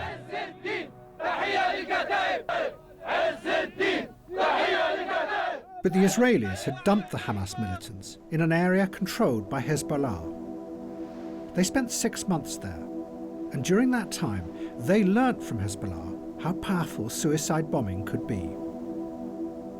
Hezbollah told them how they had used it to force the Israelis out of Beirut and back to the border. The first sign that the idea had spread to Hamas was when a group of the deportees marched in protest towards the Israeli border, dressed as martyrs, as the Israelis shelled them. But it soon became more than just theatre. Hamas began a wave of suicide attacks in Israel. Just before 9, at the height of Tel Aviv's rush hour, the bomb ripped apart a commuter bus. An amateur cameraman recorded the scene in the moments afterwards as a dazed woman was helped out of the smouldering wreckage. I didn't want to believe that under my house there is a bomb. And when I realized it's a bomb, I started to cry because it was the first time I saw it in Tel Aviv. Hamas sent the bombers into the heart of Israeli cities to blow themselves up and kill as many around them as possible. In doing this, Hamas were going much further than Hezbollah ever had. They were targeting civilians, something Hezbollah had never done. The tactic shocked the Sunni world. This was something completely alien to its history. Not only did the Quran forbid suicide, but Sunni Islam did not have any rituals of self-sacrifice, unlike the Shias. The most senior religious leader in Saudi Arabia insisted it was wrong. But a mainstream theologian from Egypt, called Sheikh Qaradawi, seized the moment. He issued a fatwa that justified the attacks. And, he added, it was also justified to kill civilians. Because in Israel, everyone, including women, serve as reservists. So really, they are all part of the enemy army. It's not suicide. It is martyrdom in the name of God. Islamic theologians and jurisprudents have debated this issue. Israeli women are not like women in our society because Israeli women are militarized. Secondly, I consider this type of martyrdom operation as an indication of justice of Allah Almighty. Allah is just. Through His infinite wisdom, He has given the weak what the strong do not possess, and that is the ability to turn their bodies into bombs like the Palestinians do. Hamas kept sending the bombers into Israel, sometimes day after day. The horror overwhelmed Israeli society, and it completely destroyed the ability of politics to solve the Palestinian crisis. Instead, in the Israeli election of 1996, Benjamin Netanyahu took power. He turned against the peace process, which was exactly what Hamas wanted. And from then on, the two sides became locked together in ever more horrific cycles of violence. The human bomb had destroyed the very thing that President Assad had first wanted, a real political solution to the Palestinian question. It was just after 1 o'clock and the market was full of shoppers. Streams of ambulances came to carry away the dead and the injured. It was a place of appalling suffering, but even with the first grief came the immediate political impact on the peace process. It's impossible. This moment it will be the end, must be the end of this bloody peace process.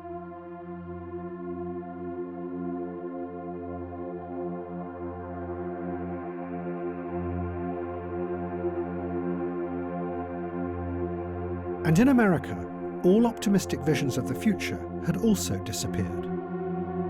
Instead, everyone in society, not just the politicians, but the scientists, the journalists, and all kinds of experts, had begun to focus on the dangers that might be hidden in the future. This in turn created a pessimistic mood that then began to spread out from the rational technocratic world and infect the whole of the culture. And everyone became possessed by dark forebodings, imagining the very worst that might happen.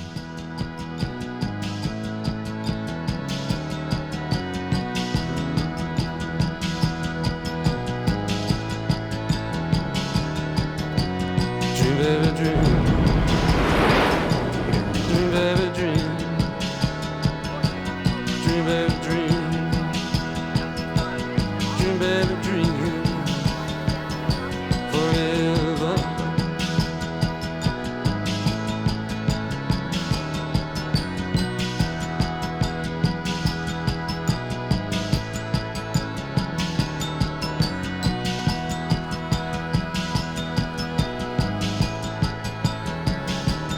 Oh, dream, baby, dream. Dream, baby, dream. Dream, baby, dream. Dream, baby, dream. Forever.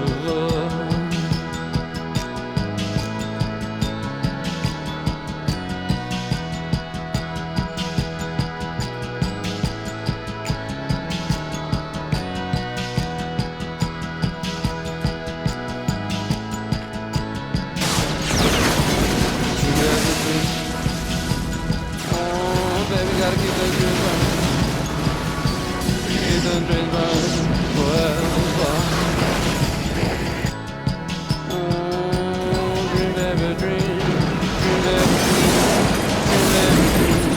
Dream, baby, dream. Dream, baby, dream, baby. Dream, baby, dream, baby. Oh, dream, baby, dream.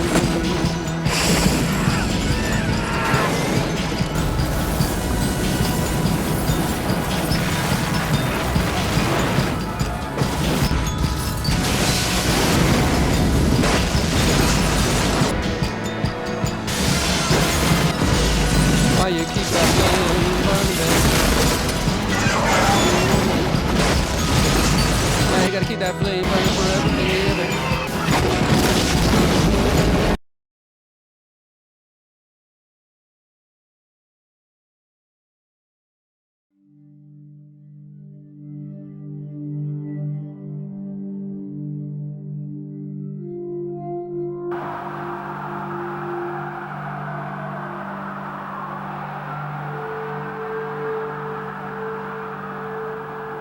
The attacks in September 2001 were suicide bombs, but now on a huge scale.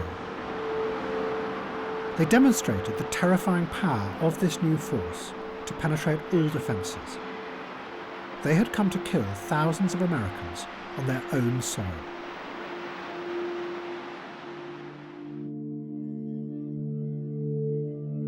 "20 years before, President Reagan had been confronted by the first suicide bombers. They had been unleashed by President Assad of Syria to force America out of the Middle East. But rather than confront the complexity of Syria and Israel and the Palestinian problem, America had retreated and left Syria and suicide bombing to fester and mutate. They had gone instead for Colonel Gaddafi and turned him into an evil global terrorist. But in the process, this changed the way people saw and understood terrorism. Instead of a violence born out of political struggles for power, it became replaced by a much simpler image of an evil tyrant at the head of a rogue state, who became more like an arch criminal who wanted to terrorize the world.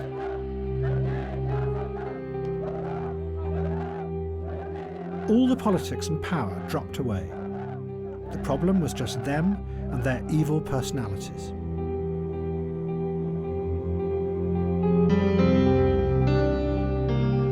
And after 9/11, this led to a new and equally simple idea: that if only you could remove these tyrannical figures, then the grateful people of their country would transform naturally into a democracy, because they would be free of the evil. We owe it to the future of civilization not to allow the world's worst leaders to develop and deploy and therefore blackmail freed-loving countries with the world's worst weapons. We know they've already got chemical and biological weapons there. We know that they're certainly doing their best to acquire nuclear weapons technology. If we allow them to do that and do nothing about it, then I think later generations will consider us deeply irresponsible. Both Tony Blair and George Bush became possessed by the idea of ridding the world of Saddam Hussein. So possessed that they believed any story that proved his evil intentions. And the line between reality and fiction became ever more blurred. In September 2002, the head of MI6 rushed to Downing Street to tell Blair excitedly that they had finally found the source that confirmed everything. The source, he said, had direct access to Saddam Hussein's chemical weapons program, which was making vast quantities of VX and sarin nerve agents. The nerve agents were being loaded into linked hollow glass spheres. But then someone in MI6 noticed that the detail the source was describing was identical to scenes in the 1996 movie The Rock, starring Sean Connery and Nicolas Cage.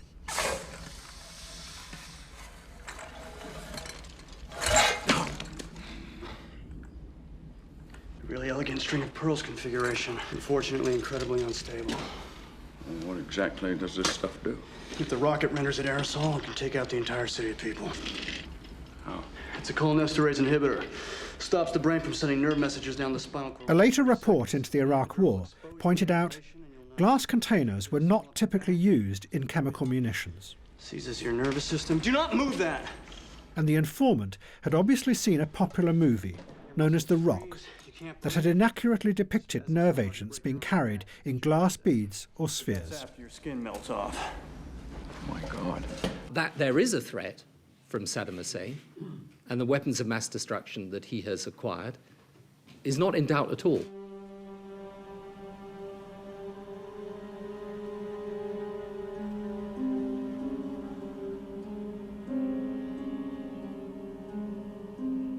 Hafez al-Assad had died in 2000.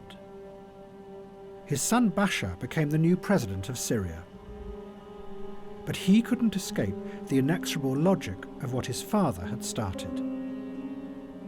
20 years before, his father had sent Shiite suicide bombers to attack the Americans in Lebanon. Now, as America and Britain invaded Iraq, Bashar decided that he would copy his father. But what he was about to let loose would tear the Arab world apart, and then come back to try to destroy him.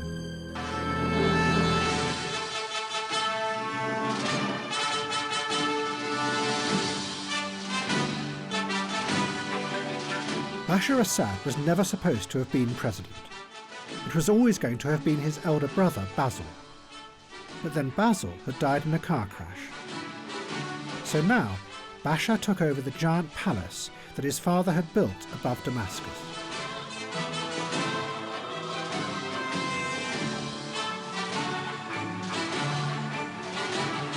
Up to this point, Bashar had not been interested in politics.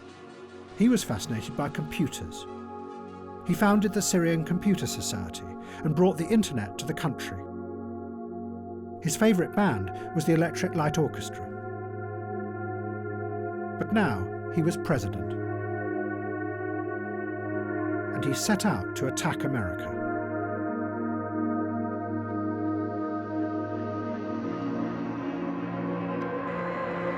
Bashar Assad was convinced that the invasion of Iraq was just the first step of a plot by the Western powers to take over the whole of the Middle East. He knew that the invasion had outraged many of the radical Islamists in Syria, and what they most wanted to do was to go to Iraq and kill Americans. So Bashar instructed the Syrian intelligence services to help them do this. Syrian agents set up a pipeline that began to feed thousands of militants across the border and into the heart of the insurgency. And it grew. Within a year, almost all the foreign fighters from across the world were coming through Syria.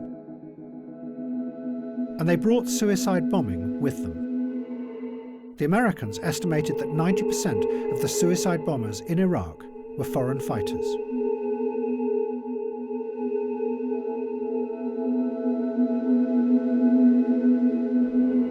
But it began to run out of control. Most of the jihadists had joined the group Al-Qaeda in Iraq, that then turned to killing Shiites in an attempt to create a civil war. And the force that had originally been invented by the Shiites, suicide bombing, now returned and started to kill them. Then this. A moment of silence before people realised what was happening. A few seconds ago, we just had repeated explosions in the street below me. People are now fleeing in terror from the central square around the mosque. This is what everybody feared. We just heard another explosion in the distance, that somebody would try to target this religious festival to try to bring about a sectarian conflict in Iraq.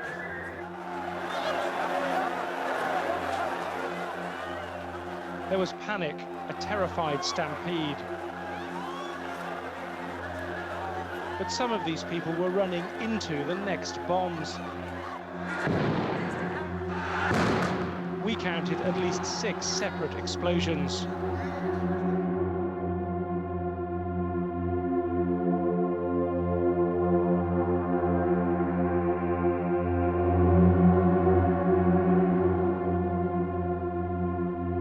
Tony Blair and George Bush were faced by disaster.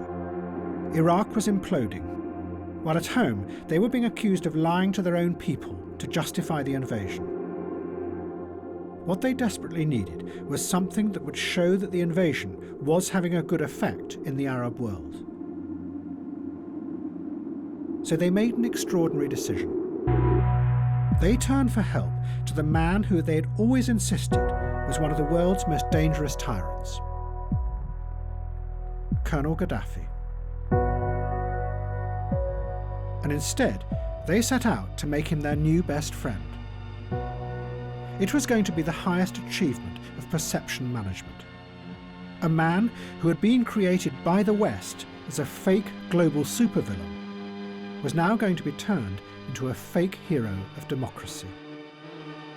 And everyone, not just politicians, would become involved. Public relations, academics, television presenters, spies, and even musicians were all going to help reinvent Colonel Gaddafi. It would show just how many people in the Western establishment had by now become the engineers of this fake world.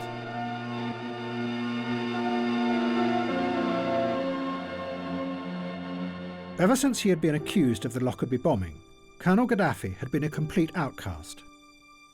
The West had imposed sanctions on Libya, and the economy was falling apart. But then suddenly, Tony Blair broke live into the BBC Evening News.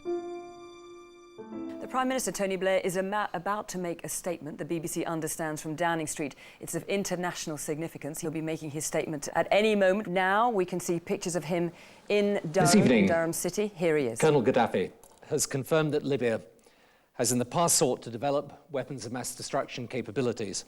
Libya has now declared its intention to dismantle its weapons of mass destruction completely. This decision by Colonel Gaddafi is an historic one and a courageous one, and I applaud it. Today in Tripoli, the leader of Libya, Colonel Muammar al-Gaddafi, publicly confirmed his commitment to disclose and dismantle all weapons of mass destruction programs in his country. Colonel Gaddafi now became for Western politicians a heroic figure. His decision to give up his weapons of mass destruction seemed to prove that the invasion of Iraq could transform the Middle East. And Tony Blair travelled to meet Gaddafi in his desert tent, to welcome him back into what one journalist called the community of civilized nations.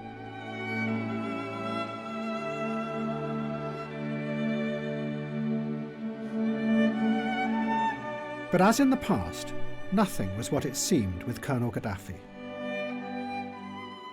In reality, Gaddafi did not really have the terrifying weapons of mass destruction that he was promising to destroy. His nuclear program had stuttered to a halt long ago and never produced anything dangerous. He had managed to buy some equipment on the black market, but his technicians had been unable to assemble it. His biological weapons were non-existent. All he had was some old mustard gas in leaking barrels. But now, he had to pretend to have a terrifying arsenal of weapons, and the West had to pretend that they had avoided another global threat. And then the made-up stories became even more complicated. As part of the deal, the West said that if Gaddafi admitted that Libya had done the Lockerbie bombing, then they would lift the sanctions. But many of those who had investigated Lockerbie were still convinced that Libya hadn't done it, that really it had been Syria. But Colonel Gaddafi confessed. His son Saif was interviewed about this confession. He said that his father was simply pretending that he had been behind the Lockerbie bombing to get the sanctions lifted, that new lies were being built on top of old lies to construct a completely make-believe world. You have to accept, or you had to accept at that time, the responsibility, because you have to accept responsibilities, you have to pay compensation in order to get rid of the sanction. It means we did that not because we are convinced that we did it, but because to find an exit out of this nightmare. So what you're saying is that you accept responsibility, but you're not admitting that you did it? Yes. And this is all a sham, you're saying, just to get sanctions over with so that you can start normal diplomatic relations with the West? Okay. What's wrong with that? It's a very cynical way to behave as a country, isn't it? Many people would say. First of all, I mean, the Americans and the British, they told us to write that letter. They told us to pay compensation. And then they opened their embassies and they restored the relation and they came to us. It was their game, not our game. That's great, thank you. Does the leader know there's a picture on the television? Are you going to tell him? Oh, good, thank you.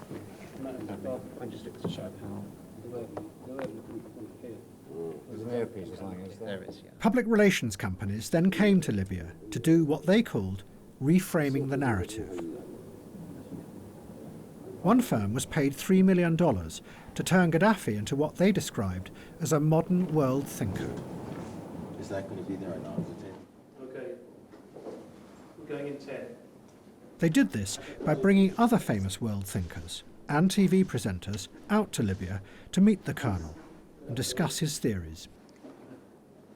Hello and welcome to Libya in the Global Age, a conversation with Muammar Gaddafi. But first, let's get the story so far of Libya. One world thinker was called Lord Anthony Giddens. Coincidentally, he had a theory which he called the Third Way, which had inspired Tony Blair. Colonel Gaddafi's own theory was called the Third Universal Theory. Lord Giddens later wrote about his talks with the Libyan leader. Colonel Gaddafi likes my term the Third Way because his own political philosophy is a version of this idea. He makes many intelligent and perceptive points. I leave enlivened and encouraged. After 40 years, the leader of Libya, Muammar Gaddafi. And then Colonel Gaddafi achieved his lifelong dream. He was invited to address the United Nations. He spent almost 2 hours explaining his Third Universal Theory, and also demanded an investigation into the shootings of President Kennedy and Martin Luther King. When he was in New York, Gaddafi was offered a tent, just like the one he had at home, in the gardens of a grand mansion. The man who made the offer was Donald Trump. I mean, I've dealt with everybody. Right. And by the way, I could tell you something else. What? I dealt with Gaddafi. What did I do with Gaddafi? You buried the lead. What'd you do? Excuse me. I rented him a piece of land. He paid me more for one night than the land was worth for the whole year or for 2 years. And then I didn't let him use the land. That's what we should be doing. Was that over in New Jersey? I don't want to use the word screw, but I screwed him. That's what we should be doing.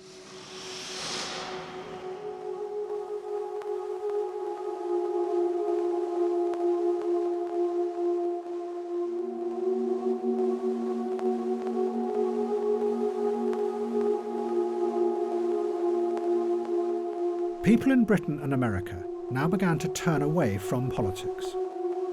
The effect of the Iraq War had been very powerful. Not only did millions of people feel that they had been lied to over the weapons of mass destruction, but there was a deeper feeling that whatever they did or said had no effect.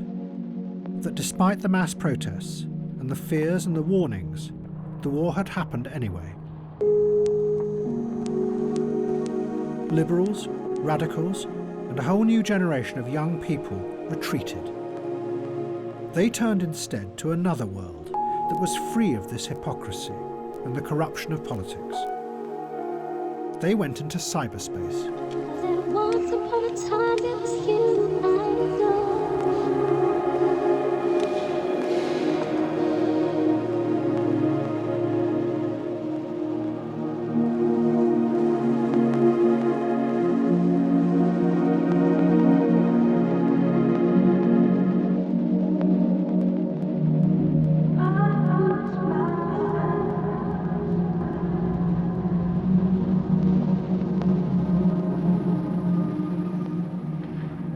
By now, cyberspace had become even more sophisticated and responsive to human interaction. The online world was full of algorithms that could analyse and predict human behaviour. The man behind much of this was a scientist called Judea Pearl. He was the godfather of modern artificial intelligence. Pearl's breakthrough had been to use what were called Bayesian belief networks. They were systems that could predict behaviour even when the information was incomplete. But to make the system work, Pearl and others had imported a model of human beings drawn from economics. They created what were called rational agents, software that mimicked human beings, but in a very simplified form. The model assumed that the agent would always act rationally in order to get what it wanted, nothing more. One of the early utopians of cyberspace, Jaron Lanier, warned of the implications of this. The agent's model of what you are interested in will always be a cartoon model. And in return, you will see a cartoon version of the world through the agent's eyes. And, he added, it will never be clear who they are working for, you or someone else.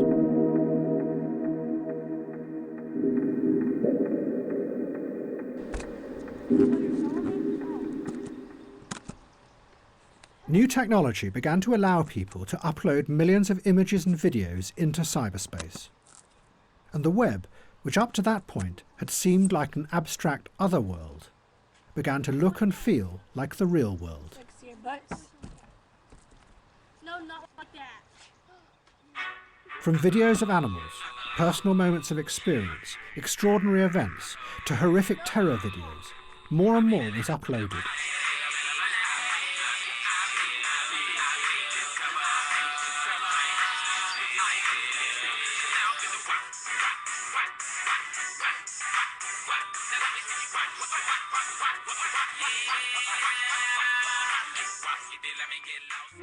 And in a strange, sad twist, the first terrorist beheading video that was posted online was that of Judea Pearl's own son, Daniel Pearl. He was a journalist for the Wall Street Journal and had been kidnapped by radical Islamists in Pakistan. They recorded what they said was his confession and then his killing. My name is Daniel Pearl. I'm a Jewish American. I come from, on my father's side, a family of Zionists. My father's Jewish. My mother's Jewish. I'm Jewish. Only now do I think about that some of the people in Guantanamo Bay must be in a similar situation. This was a new world that the old systems of power found it very difficult to deal with. In the wake of the 9/11 attacks, the security agencies secretly collected data from millions of people online. One program was called Optic Nerve. It took stills from the webcam conversations of millions of people across the world, trying to spot terrorists planning another attack. The programme did not discover a single terrorist, but it did discover something else. A top-secret assessment said, unfortunately, there are issues with undesirable images within the data. It would appear that a surprising number of people are using webcam conversations to show intimate parts of their body to the other person. Also, the fact that the software allows more than one person to view a webcam stream means that it appears to be being used to broadcast pornography.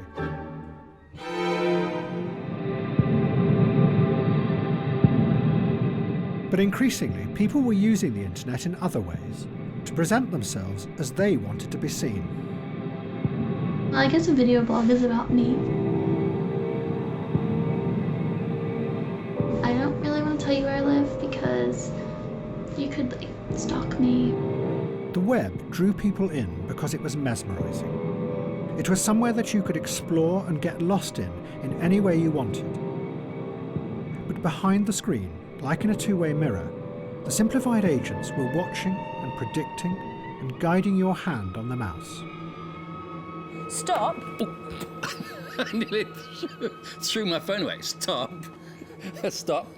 Pose. Pose. And snap a selfie. There you go. There you go.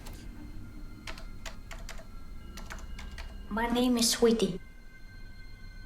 The men asked me to take off my clothes. They undress. They play with themselves. But what they don't know, I'm not real. I'm a computer model, made piece by piece to track down these men who do this.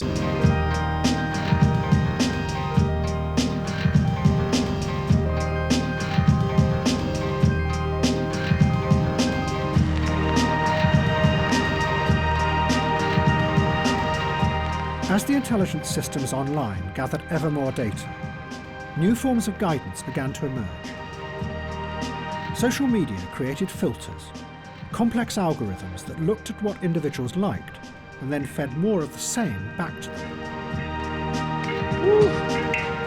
In the process, individuals began to move, without noticing, into bubbles that isolated them from enormous amounts of other information. They only heard and saw what they liked. And the news feeds increasingly excluded anything that might challenge people's pre-existing beliefs. Now it's alright, I know when my own life is coming, I say you will call out yourself.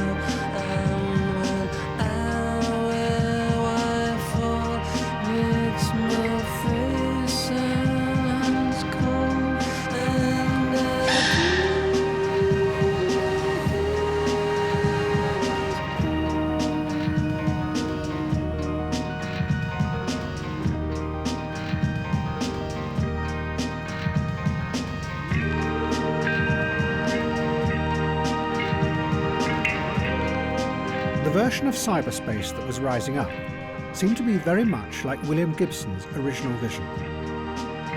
That behind the superficial freedoms of the web were a few giant corporations with opaque systems that controlled what people saw and shaped what they thought. And what was even more mysterious was how they made their decisions about what you should like and what should be hidden from you.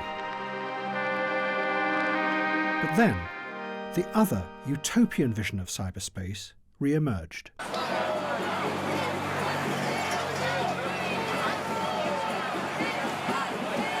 Taking over the roadway.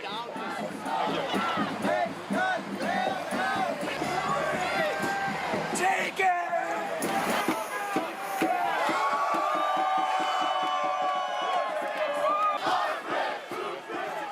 After the financial crash of 2008, the politicians saved the banks. But they did practically nothing about the massive corruption that was revealed in its wake. And the reason they gave was that it might destabilise the system. Public anger burst out. The Occupy movement took over Wall Street, and then the Senate in Washington. The issue is that certain individuals that are very wealthy have pretty much corrupted our political system, and this is like the heart of it. I mean, this is a Senate building. These people have been bought off, and they've basically corrupted our democracy, and it's literally killing people. I'm an Iraqi war vet. I went to Iraq in 2009. I see what happens firsthand when we let corruption rule our government and our democracy, and we're coming here today basically just to raise awareness. What drove the Occupy movement was the original dream of the internet that people like John Perry Barlow had outlined in the early 1990s. In his declaration of the independence of cyberspace, Barlow had described a new world, free of politics and the old hierarchies of power. A space where people connected together as equals in a network, and built a new society without leaders. Now, the Occupy movement set out to build that kind of society in the real world. The camps were to be the models. All the meetings used the idea of the human microphone. People throughout the crowd repeated a speaker's words so everyone could hear them. We are now going to vote on whether to stay here for the next 2 hours or leave now. But if someone wanted to challenge the speaker, the human amplifiers also had to repeat their words. So their voice had equal power. What she said. What she said. What's that? What's that? The proposal. Each person was an autonomous individual who expressed what they believed. But together, they became components in a network that organized itself through the feedback of information around the system. You could organize people without the exercise of power. Protests in Egypt.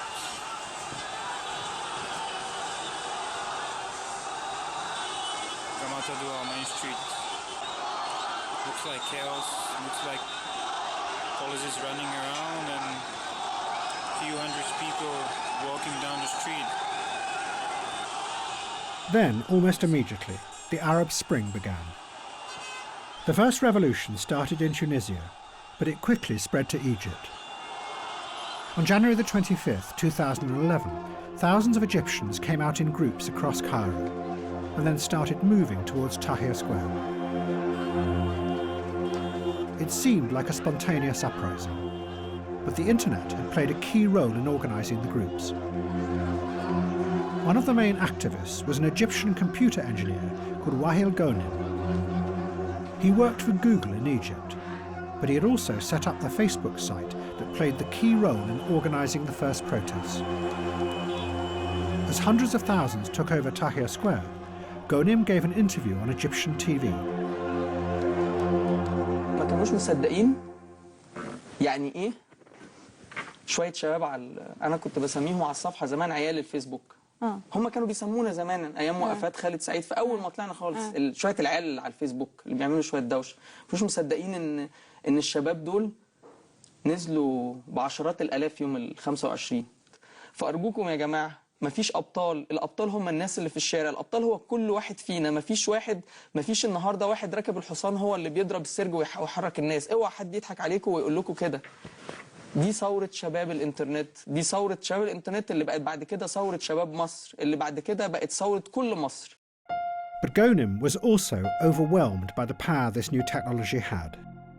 That a computer engineer with a keyboard could call out thousands of people, some of whom then died in the midst of the protests. أنا عايز أقول لكل أم وكل أب بجد فقد ابنه. أنا آسف بس دي مش غلطتنا. والله العظيم غلطتنا.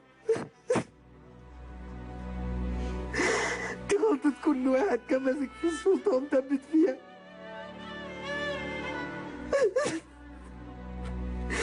عايز أمشي.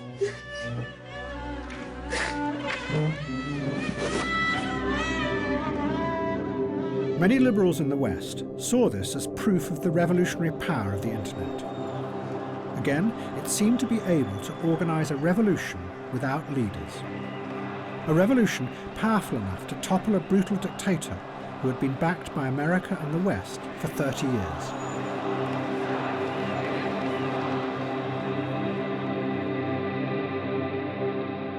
But the internet radicals were not the only ones who saw their dreams being fulfilled in the Arab Spring.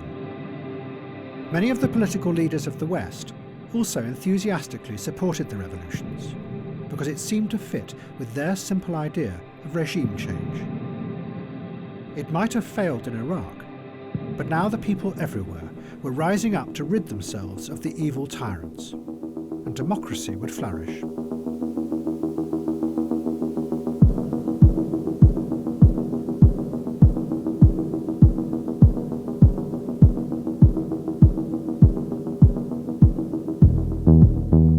So when an uprising began in Libya, Britain, France and America supported it. And suddenly, Colonel Gaddafi stopped being a hero of the West. All the politicians and the public relations people and the academics who had all promoted him as a global thinker suddenly disappeared. And Gaddafi became yet again an evil dictator who had to be overthrown. His son Saif said, "The way these people are disowning me and my father is disgusting. Just a few months ago, we were being treated as honoured friends. Now that rebels are threatening our country, these cowards are turning on us." Colonel Gaddafi retreated to the ruins of the house that the Americans had bombed 30 years before and addressed the world. Those who love Muammar Gaddafi is the glory. If I had a position, if I were a president, I would have resigned. I would have thrown my resignation in your face. But I have no position, no post. I have nowhere to resign from. I have my gun. I have my rifle to fight for Libya. Withdraw your children from the streets. Take your children back. They are dragging your children, they're making your children drunk, and they're sending them to hell. Your children will die. What for?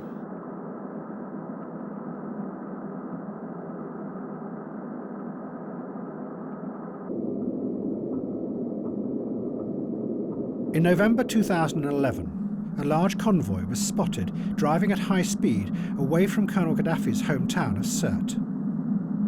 An American drone, controlled from a shed outside Las Vegas, was sent to follow it.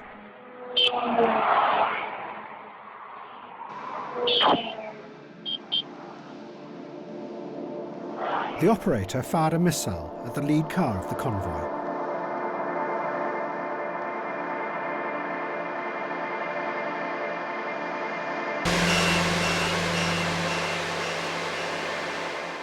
Gaddafi then fled, looking for shelter from the oncoming rebel forces. He hid under the road in a drainage pipe.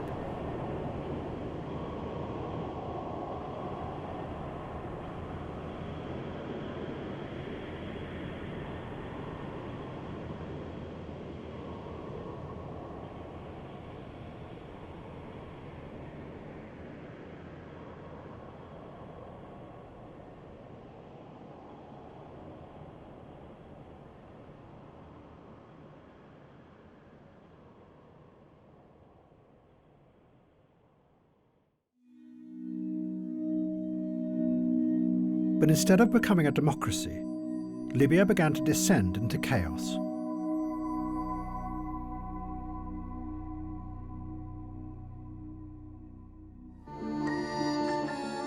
And the other revolutions were also failing. The Occupy camps had become trapped in endless meetings, and it became clear that there was a terrible confusion at the heart of the movement. The radicals had believed that if they could create a new way of organising people, then a new society would emerge. But what they did not have was a picture of what that society would be like, a vision of the future. The truth was that their revolution was not about an idea. It was about how you manage things. And those who had started the revolution in Egypt came face to face with the same terrible fact. Social media had helped to bring people together in Tahrir Square. But once there, the internet gave no clue as to what kind of new society they could create in Egypt. The movement stalled. And a group that did have a powerful idea, the Muslim Brotherhood, rushed in to fill the vacuum. The Brotherhood took power in an election, and one of them, Mohamed Morsi, became president. The liberals and the left were shocked, and bit by bit they turned back to the military, protesting, asking them to save the revolution from being captured by Islamists. In the spring of 2013, the military took action. They arrested the president and killed hundreds of his supporters who protested. And an extraordinary spectacle unfolded in Tahrir Square. Thousands of the liberal activists who had begun the revolution 2 years before, summoned by social media, now welcomed the military back by waving their laser pens at the helicopters flying overhead.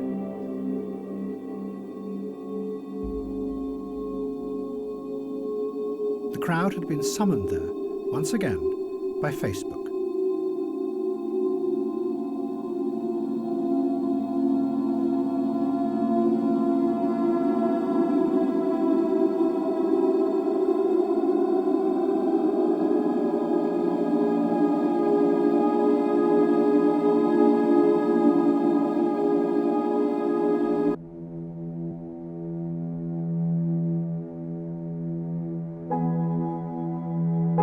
After the failure of the revolutions, it was not just the radicals. No one in the West had any idea of how to change the world. At home, the politicians had given so much of their power away to finance and the ever-growing managerial bureaucracies that they, in effect, had become managers themselves. While abroad, all their adventures had failed, and their simplistic vision of the world had been exposed as dangerous and destructive.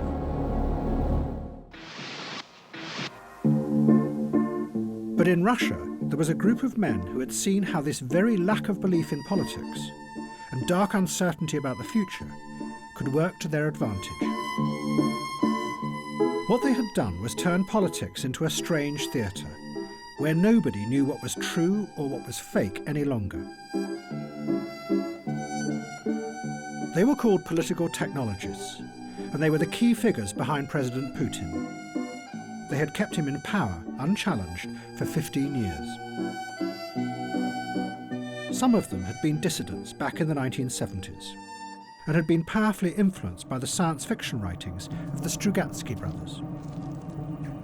20 years later, when Russia fell apart after the end of communism, they rose up and took control of the media.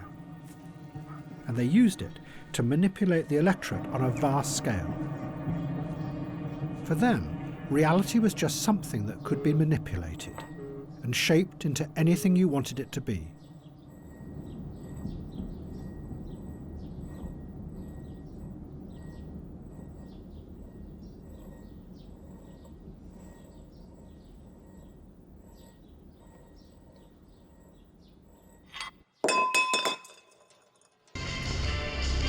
But then a technologist emerged who went much further, and his ideas would become central to Putin's grip on power. He was called Vladislav Surkov. Surkov came originally from the theatre world, and those who have studied his career say that what he did was take avant-garde ideas from the theatre and bring them into the heart of politics. Surkov's aim was not just to manipulate people, but to go deeper and play with and undermine their very perception of the world, so they are never sure what is really happening.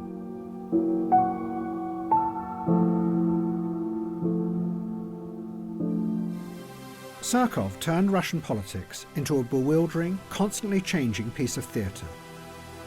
He used Kremlin money to sponsor all kinds of groups, from mass anti-fascist youth organisations to the very opposite, neo-Nazi skinheads.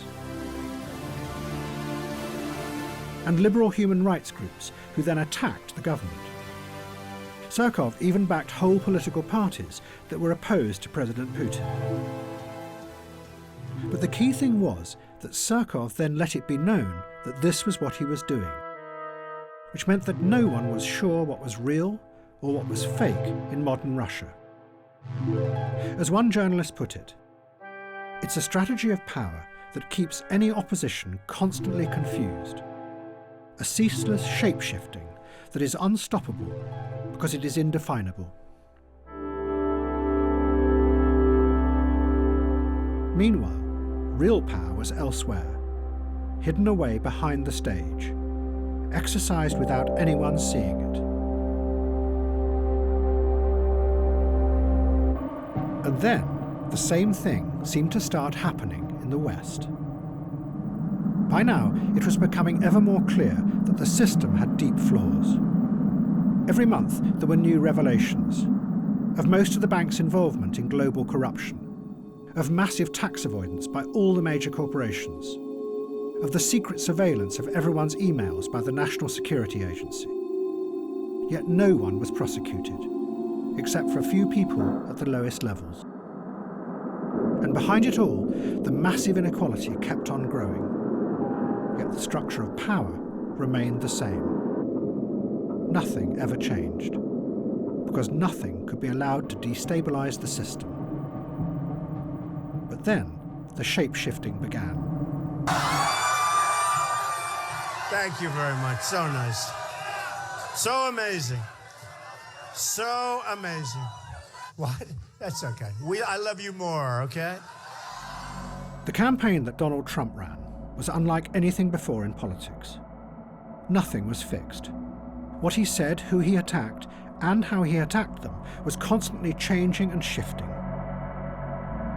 Trump attacked his Republican rivals as being all part of a broken and corrupt system, a politics where everyone could be bought, using words that could have come from the Occupy movement. You've also donated to several Democratic candidates, Hillary Clinton included, Nancy Pelosi. You explained away those donations, saying you did that to get business-related favors. And you said recently, quote, "When you give, they do whatever the hell you want them to do." You better believe it. So what specifically did they do? If I ask them, if I need them, you know, most of the people on this stage I've given to, just so you understand, a lot of money. I will tell you that our system is broken.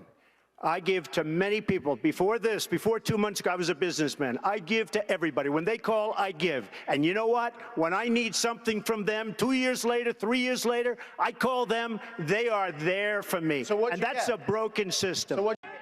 But at the same time, Trump used the language of the extreme racist right in America, connecting with people's darkest fears, pushing them and bringing those fears out into the open. Get the fuck out of here! Our country, motherfucker! Our country! Proud fucking American! Made in USA, bitch! Made in fucking USA! Don't fucking cook my burrito, bitch! Don't fucking make my tortilla, motherfucker! And build that fucking wall for me! Trump! I love Trump! Fuck you! I love my country! Yeah! I'll fuck like at least 10 of you up in one fucking city, you fucking pussy! Come on!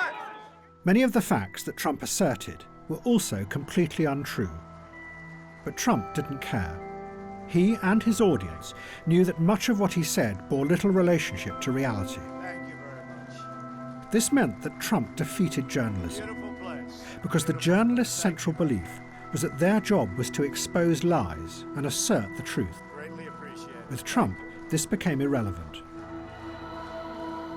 Not surprisingly, Vladimir Putin admired this. Что вы думаете о Дональде Трампа? Ну, он яркий очень человек, талантливый, без всяких сомнений. Но это не наше дело определять его достоинство, это дело избирателей в Соединенных Штатах. Но он абсолютный лидер, мы сегодня видим, президентской гонки. Он говорит о том, что хочет перейти к другому уровню отношений, более плотному, глубокому уровню отношений с Россией. Но разве мы можем это не приветствовать? Конечно, мы это приветствуем. Все, что касается внутриполитических вещей, его обороты речи, что он использует для повышения своей популярности, повторяю еще раз, это не наше дело оценивать эту его работу.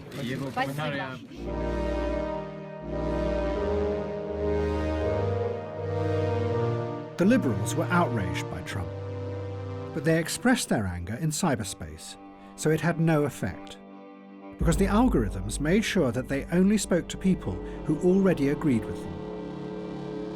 Instead, ironically, their waves of angry messages and tweets benefited the large corporations who ran the social media platforms.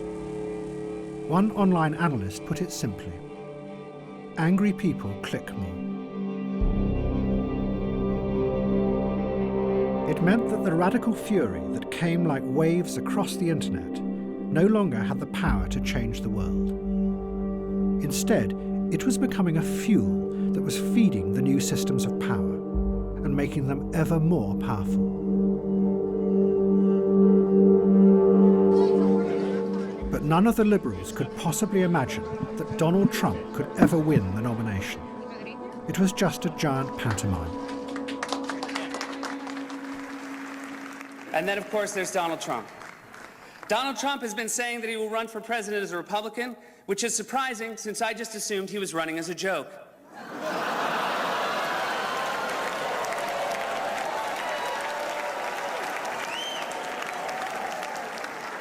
Donald Trump often appears on Fox, which is ironic because a fox often appears on Donald Trump's head.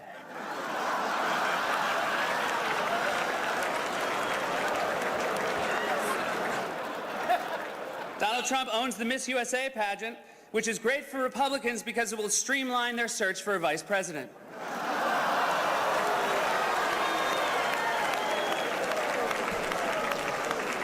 Donald Trump said recently he has a great relationship with the blacks, though unless the blacks are a family of white people, I bet he's mistaken.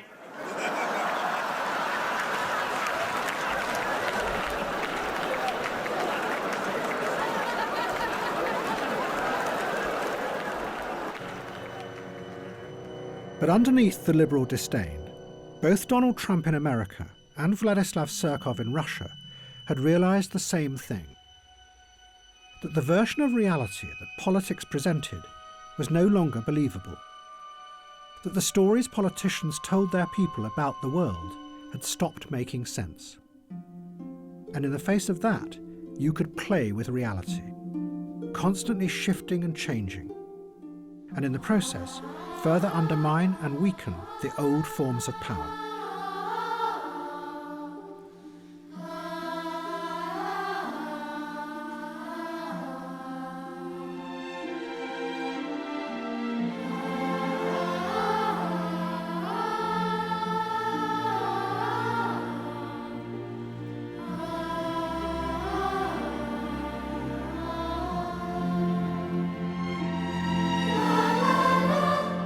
And there was another force that was about to dramatically reveal just how weak politics had become in the West: Syria.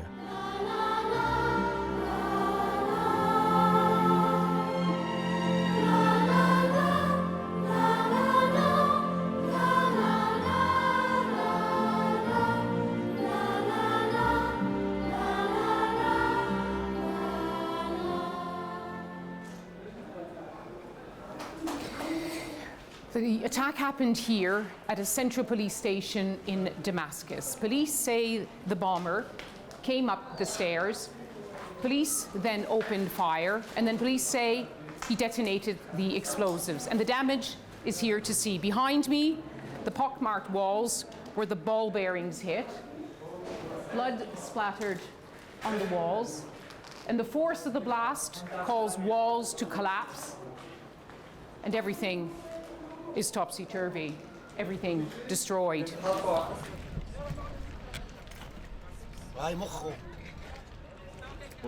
By now, Syria was being torn apart by a horrific civil war. What had started as part of the Arab Spring had turned into a vicious battle to the death between Bashar Assad and his opponents. And at the heart of the conflict was the force that his father had first brought to the West: suicide bombing. Back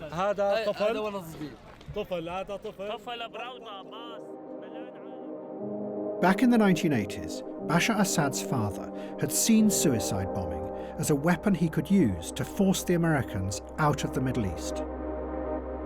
But over the next 30 years, it had shifted and mutated into something that had now ended up doing the very opposite, tearing the Arab world apart. Hafez al-Assad's dream of a powerful and united Arab world was now destroyed.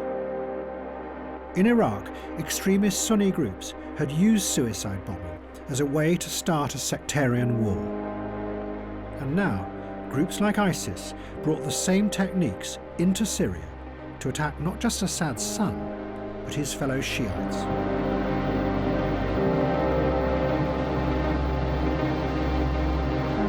And like his father, Bashar Assad retaliated with a vengeful fury, and the country fell apart. Allahu Akbar.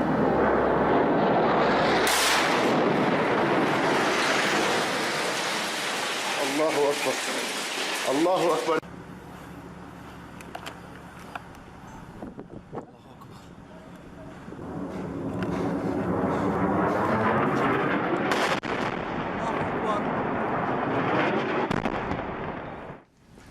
My fellow Americans, tonight I want to talk to you about Syria, why it matters, and where we go from here. Faced by the war, Western politicians were bewildered. They insisted that Bashar Assad was evil. But then it turned out that his enemies were more evil and more horrific than him. The question before the House today is how we keep the British people safe from the threat posed by ISIL. This is not about whether we want to fight terrorism, it's about how best we do that. So Britain, America and France decided to bomb the terrorist threat. But the effect of that was to help keep Assad in power.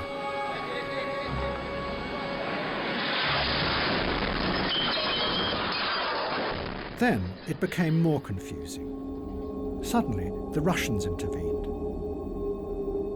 President Putin sent hundreds of planes and combat troops to support Assad. But no one knew what their underlying aim was.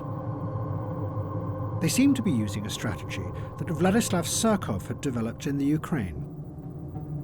He called it non-linear warfare. It was a new kind of war, where you never know what the enemy are really up to. Allahu Akbar. The underlying aim, Surkov said, was not to win the war, but to use the conflict to create a constant state of destabilized perception in order to manage and control. Allahu Akbar.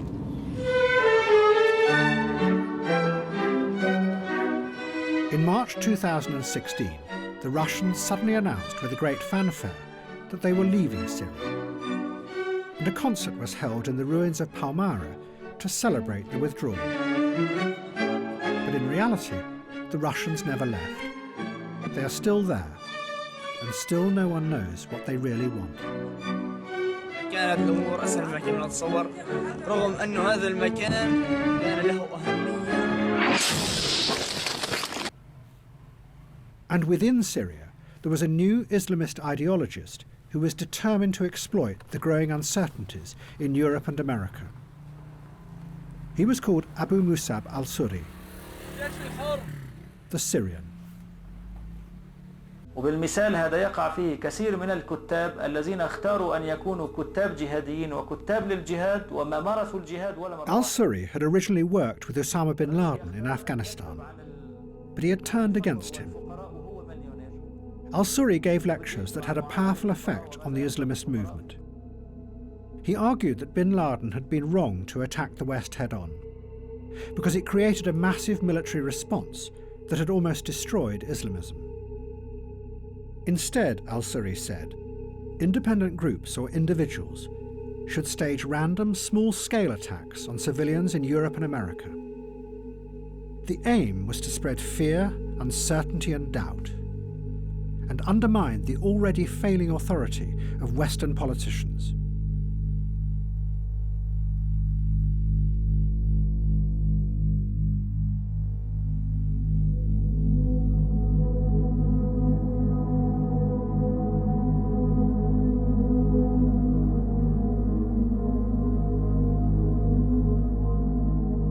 The effect of the attacks shocked Europe and America and gave powerful force to the new politics of uncertainty and anxiety.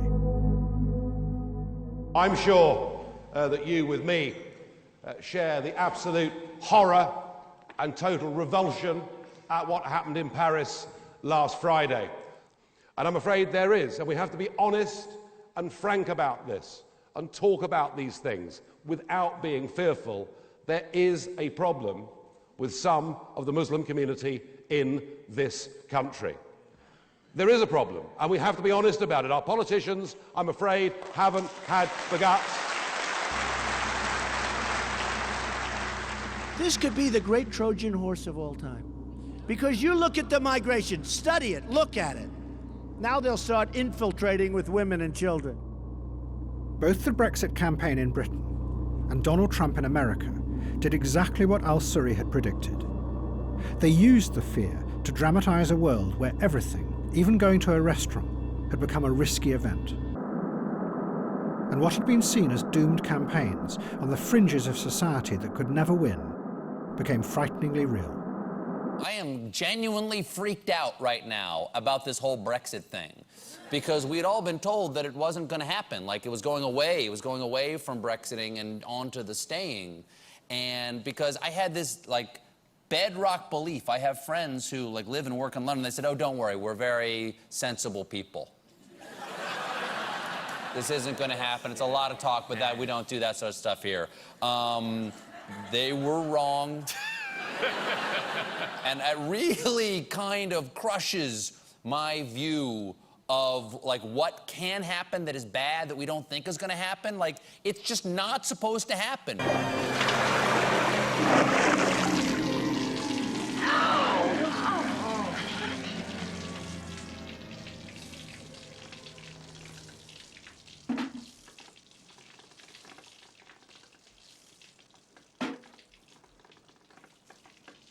I feel like we're watching the stirrings of fascism in Europe again, and I genuinely never thought it would be my country that did that. I thought this would be America. I thought America was the people who were so filled with hate, not us. And I'm so disappointed. I'm so hurt.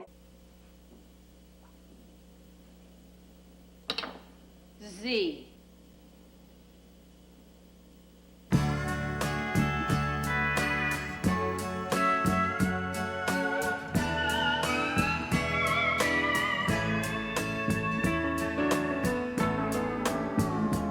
You must think my bed's a bus stop. The way you come and go, I ain't seen you with the lights on 2 nights in a row. So pack your rusty razor. Don't bother with goodbye. Your cup runneth over, but mine is always dry. Standing room only, I can't stand no more. Standing room only, outside my door.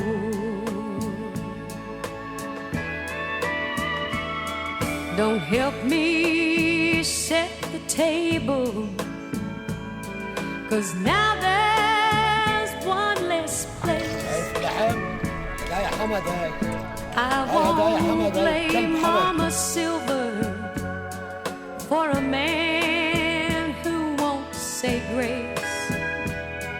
If home is where the This is my heart right to is, free speech going on here, okay? then your home's on the streets. Me, I'll read a good book, turn out the lights, and go to sleep. Standing room only, I can't stand no more, no more. Standing room only.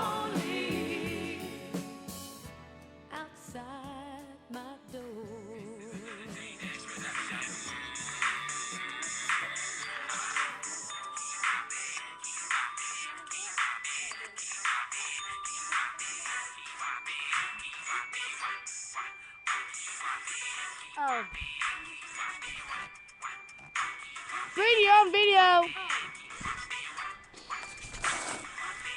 Say bye, Heather.